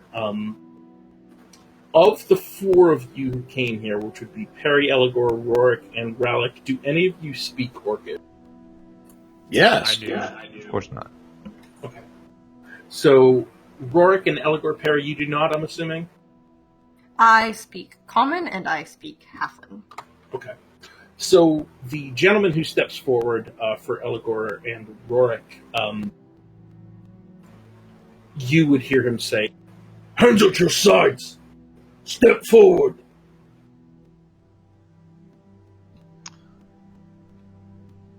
I will do so. Okay. Do you I'm still translate? trying to be hidden. Yeah. I'm gonna tell Perry and the others, but like what he asked, and then I'm gonna move forward. I'll show him my hands, smile friendly, and move forward with him. I guess I'll get off the horse and move forward. Yeah. Assuming all of you, obey the commands, they do not move forward. The same gentleman yells out at you again and says, "Helmets off! Weapons on the ground!" I'll take I my don't cleaver have and put it on the ground. weapons or helmets. I just keep jazz handsing in the air. I imagine they wouldn't think that glove is a weapon. Well, right? at the end of the day, I guess it's up to Eligor the amount that he translates. So. Oh, right. I'm going to translate the whole thing. helmets off, weapons on the ground. And then I think I still have my longsword, so I'll drop the longsword, but... Well, I'll throw the longsword, like, midway between us. Okay. So it looks like it's out of reach and everything. Sure. Yeah, you put your weapons down, you put your hands up, your friends seem to be doing the same thing. Do you take your helmet off, too? No. Okay. From your right, from their left, 3 of them kind of begin to poke their heads up out of the long grass. They're within maybe 40 feet of you. They're wielding heavy crossbows. And he says to you again, "Helmets off!"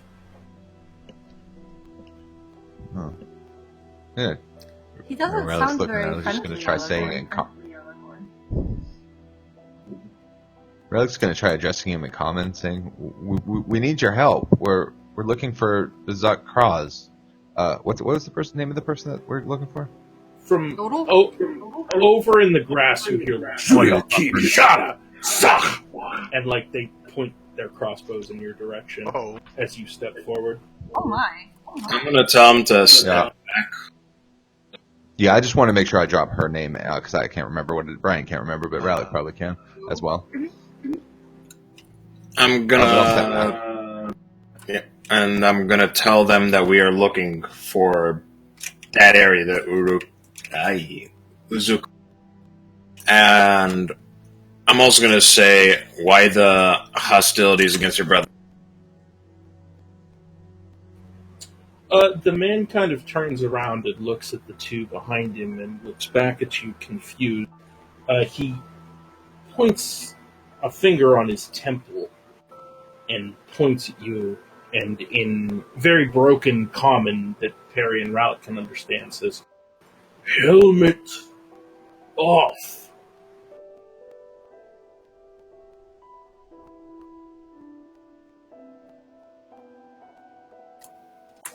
If you wish. Come on, Mando.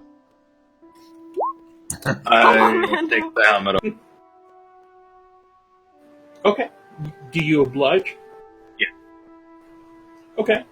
Yeah, you reach up and you declasp the couplings that keep your helmet attached to the rest of your armor, and you lift the helmet off of your shoulders. And do you want to tell everybody else what they see? Sure. So, when the helmet comes off, what they see is... Well, they see what looks like a half-orc. With big tusks, the whole thing, his hair, black. Mostly about very short, like, military cut hair. With these oddly green eyes. But aside from that, very simple looking, a couple scars across his face. But mostly, and looks like an unassuming orc. Sure. Yeah, when you do this, when you remove your helmet, the man that's been shouting commands at you kind of throws his hands up in the air and turns around and looks at his friends. The 3 that you have seen in the grass lower their crossbows, and 3 on the other side of the road stand up straight and lower their crossbows as well. The man then says to you in Orcish, "You should have just done that from the start. It's too hot out here." He moves towards a tree nearby that has shade underneath. "Come this way." I'm gonna go over. I'm gonna tell the other 2 to follow. Mm-hmm. Yeah, the traveling companions that he's come here with don't even pause to see what the rest of... They stow their weapons and they head under the shade of the nearby tree. I'm gonna follow, but I'm still trying to be lagging behind, not trusting or. Sure, yeah, let's just have you make another stealth check since it's been a little while.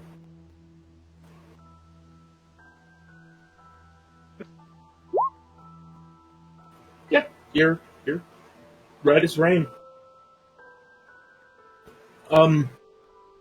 As you head under the shade of the nearby acacia tree, they take a moment. The few of them that are armed with crossbows kind of like examine the canopy, and the ones that are armed with the hand axes kind of like dig at the ground, almost like they're looking for something. But the one that's in command, he's a taller, orcish-looking man. He's got a long gray beard. The top of his head is completely smooth, bald. He looks towards you, Eligor, and opens his water skin and hands it in your direction and says, "There's just not many people that travel this path. I'm surprised you found it. Who are your friends?" They're just some refugees hoping to stay away from the conflict. Ended up on the wrong side.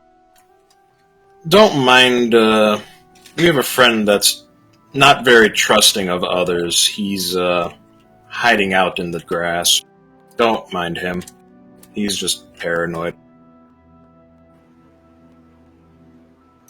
He sort of scans the horizon left to right and says, "I guess I can't blame anybody for being cautious these days. It's fine. Where are you going? Why are you out here alone?" We have some sick people. They've come under a odd disease. We're looking for a called Uzuk Kraz, but we're not sure where it actually is, especially from where we are right now. Do you happen to know? Give me like a persuasion check. We'll give you advantage. Okay. Let me do something here real quick.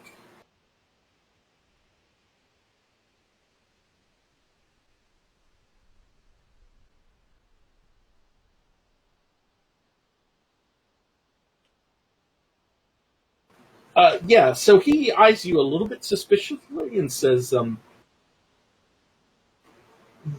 "Very strange it'd be this close to Uzuk Kraz without knowing where it is, but I..." He looks at his friends. "The trail that you're walking, follow it south. Lokugras on the coast. Follow that west. There's a trail through the hills. That will take you to Uzuk Kraz. Maybe 3 days' journey from here." Thank you very much. "Your friends that are sick, is there anything we can do?" No, it requires something very advanced to help them. We're not even sure we would find what we need in Uzuk Kraz. It's just a matter of finding out some information, but it's the best we've got. Yeah, he nods at you and says, "Well, tell your friend to get out of the weeds. If the gnolls find him, he's done for." I'm gonna... On patrol, we're heading north. But tomorrow another patrol should be out this way. If you get lost, just stop them and ask. My name is Bagra. Tell them you ran into me and they should point you in the right direction." How far north does your patrol go? I'm gonna translate that. Mm-hmm. He turns to you. I thought he was speaking in common. Oh, no, I'm sorry. He did switch back to Orcish at this point. But Okay, he understands what you say, and he points north and says, Orda Ir. Which means the same thing to you, Eligor, that it means to Perry. Which is just the name of a place. His patrol goes north to Orda Ir.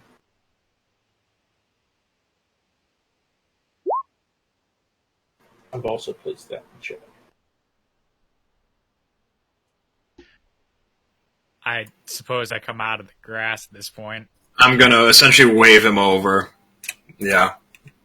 I'm assuming I was close enough to be within earshot, so I'm just going to stealthily enter, like out of nowhere from the bushes, just appear. I'm here now. Yeah, two of the orcs that are near you kind of look at you sideways and look towards their. He looks towards Eligor and says, in Orcish, "This one with you?" Yeah, he's the paranoid one. Don't worry about it. He enjoys sneaking not around. Paranoid. I'm prepared, and I say in Orcish. Mostly paranoid. The orc that's standing near you when you speak in Orcish actually reaches out and kind of grabs you around the neck. Not in a threatening way, but like around kind of like your trapezoid with his left, and then with his right hand hands you a water skin and says, "Oh, you speak like a person. Good. Drink." Thank you, but I wouldn't get too close. I'm one of the infected ones. He looks at his friends and takes a step back, and his friends kind of push him in your direction, but kind of kick him in the ass. It appears to be relatively playful.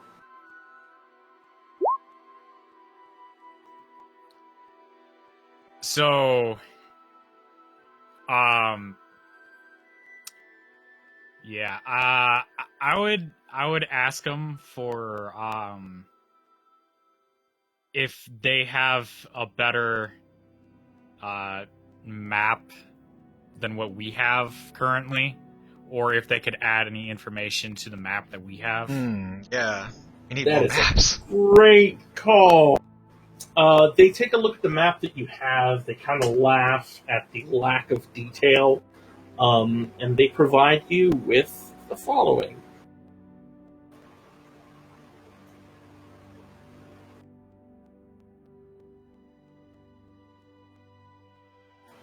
So you have been provided with the location to the north, which would be known as Orda Ir, which is again in chat, which is where they're, and the location to the south, which is Lokugraz, which is the place they told you to go, and then head west. I'd thank him, and I would ask him,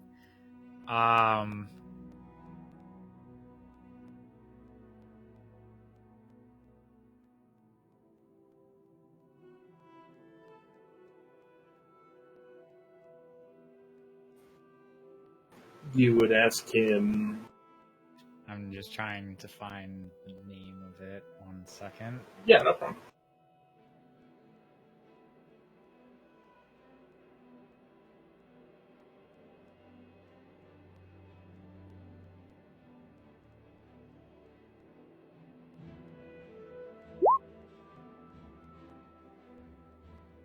I'd ask him if they know where Tresbisa is. Trebisa. Vengeance Town. Okay.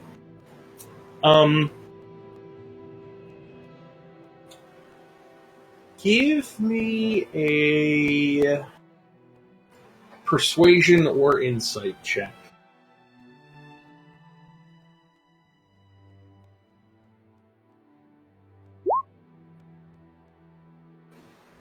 Yeah, the first two that you say that near kind of brush you off and rejoin there. But the one, he appears to be a younger orc. He's got kind of like a shorter black beard. It hasn't grown very long yet. His head is shaved into a kind of like a mohawk down the center, but he's almost got like a reverse mohawk coming up the sides too. Like there are 2 points that come up and meet near the forehead, kind of creating like a V pattern. He takes a look at the map that you guys had presented and the question that you asked, and he points towards the northwest. kind of towards where Eligor was talking about previously. He says, I've never been, but that's the best I know. Do you know anyone that has been there? He shrugs at you and says, no. It's very far from here.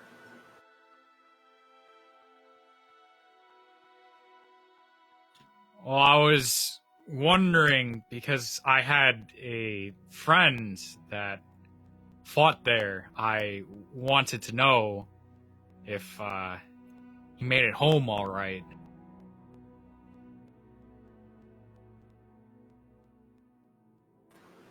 He's going to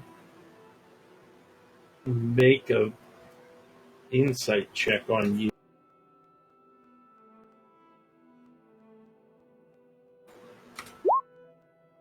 And he does terrible.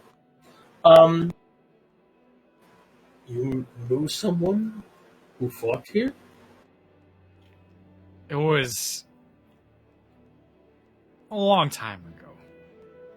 But I would really like to meet him again. I don't even know his name. I just know that he's an orc, and he wears a red mask, has a massive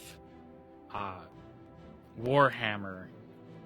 I fought with him on the battlefield, and I just wanted to meet him again. Make a deception check.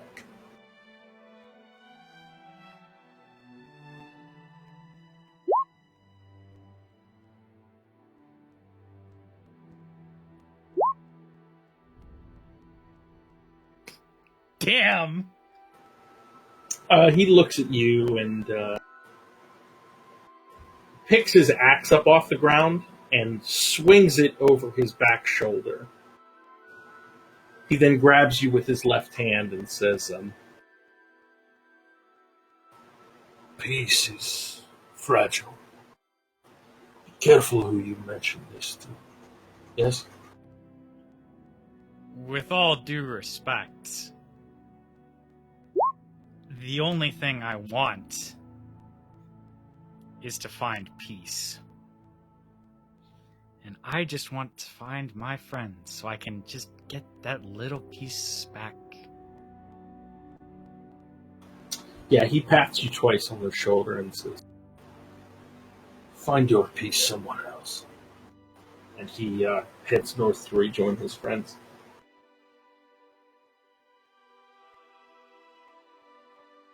And I think that's probably a good place to call it. We're about 20 after 12, so we ran a little bit long, but I appreciate people hanging out past the announcements and all that.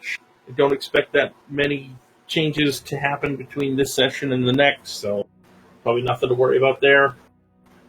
But yeah, GG everybody. Cool. That's fun. Thanks for running. No Yeah. one wants to tell Rorik where the orc is. Yeah, I will. I will say that you are definitely treading on some fragile ground with those questions. But hey, that's fun. Do that. Thanks everybody for having me back. Sorry I was a little distracted during It's nice having you back. Yeah, man, welcome back. But I did my best to be engaged even while my friend was here, like putting a computer together in my dining room. I just want to know the specs of your PC, man. You gotta It's send that shit. it's pretty ridiculous. I can send you That's awesome. my build guide. It's stupid. It's the smallest possible case you can get for the motherboard I have, so it's like it doesn't look much, but it apparently works. So. Well, I mean, you are in, Minnesota. I guess just to open up a window if it overheats. Yeah. I mean, let's see. I mean, it's pretty windy there, so be good. Anyway, let's see. I guess we'll talk about inspiration in the chat. Nope, no inspiration anymore. Right, hero points. We are just doing hero points. I will. God damn it! I could have re-rolled my alien sickness. You sure roll. could have. That is a check that you could have re-rolled. Nobody used their hero points tonight, which is fun because hopefully that reminds everybody to use them next week. I will be around for a little bit. I've got probably another 40 minutes or so, but I am just going to get up and stretch because that was awesome, and I really enjoyed it. But I should stretch, so I'll be right back. I'll be logging off and then re-hooking up a bunch of computer stuff, but I might be back in. If I see people in voice and I'm setting up stuff, then I might jump back in. So anybody that leaves, thank you for playing. I hope this was fun. I know it wasn't as exciting 4.5 hour combat that we did, but I thought this session was great. I thought you guys killed it. My first instinct is to give everybody inspiration, but now that you get hero points, fuck you guys. So we should use that. Yeah. I should have re-rolled that one. Rob, I just want to give you inspiration. That was awesome. Thank you for playing in that space. Very well done. Yeah. Thanks, Chris. I'll Yeah, be right thanks, back. guys. I've been sitting at my computer for 12 hours straight, so I'm gonna go. Yeah, Okay. yeah, no doubt. Yeah, I gotta go too because I have a doctor's appointment in the morning. Good luck, man. Don't die. Everybody. I don't have a stress fracture in my leg, so. Oh yeah, that. Oh. Alright, I'm gonna cut the stream. I always forget to do that earlier on, but Oh, it's not like this same. one was super high quality. So, all right, thank you anybody who hopped in. I'll try to get a better setup going. That season 2 quality we talked about, but this was just Yeah, good to go honestly, I audio need to do down. that too. All right, thank you.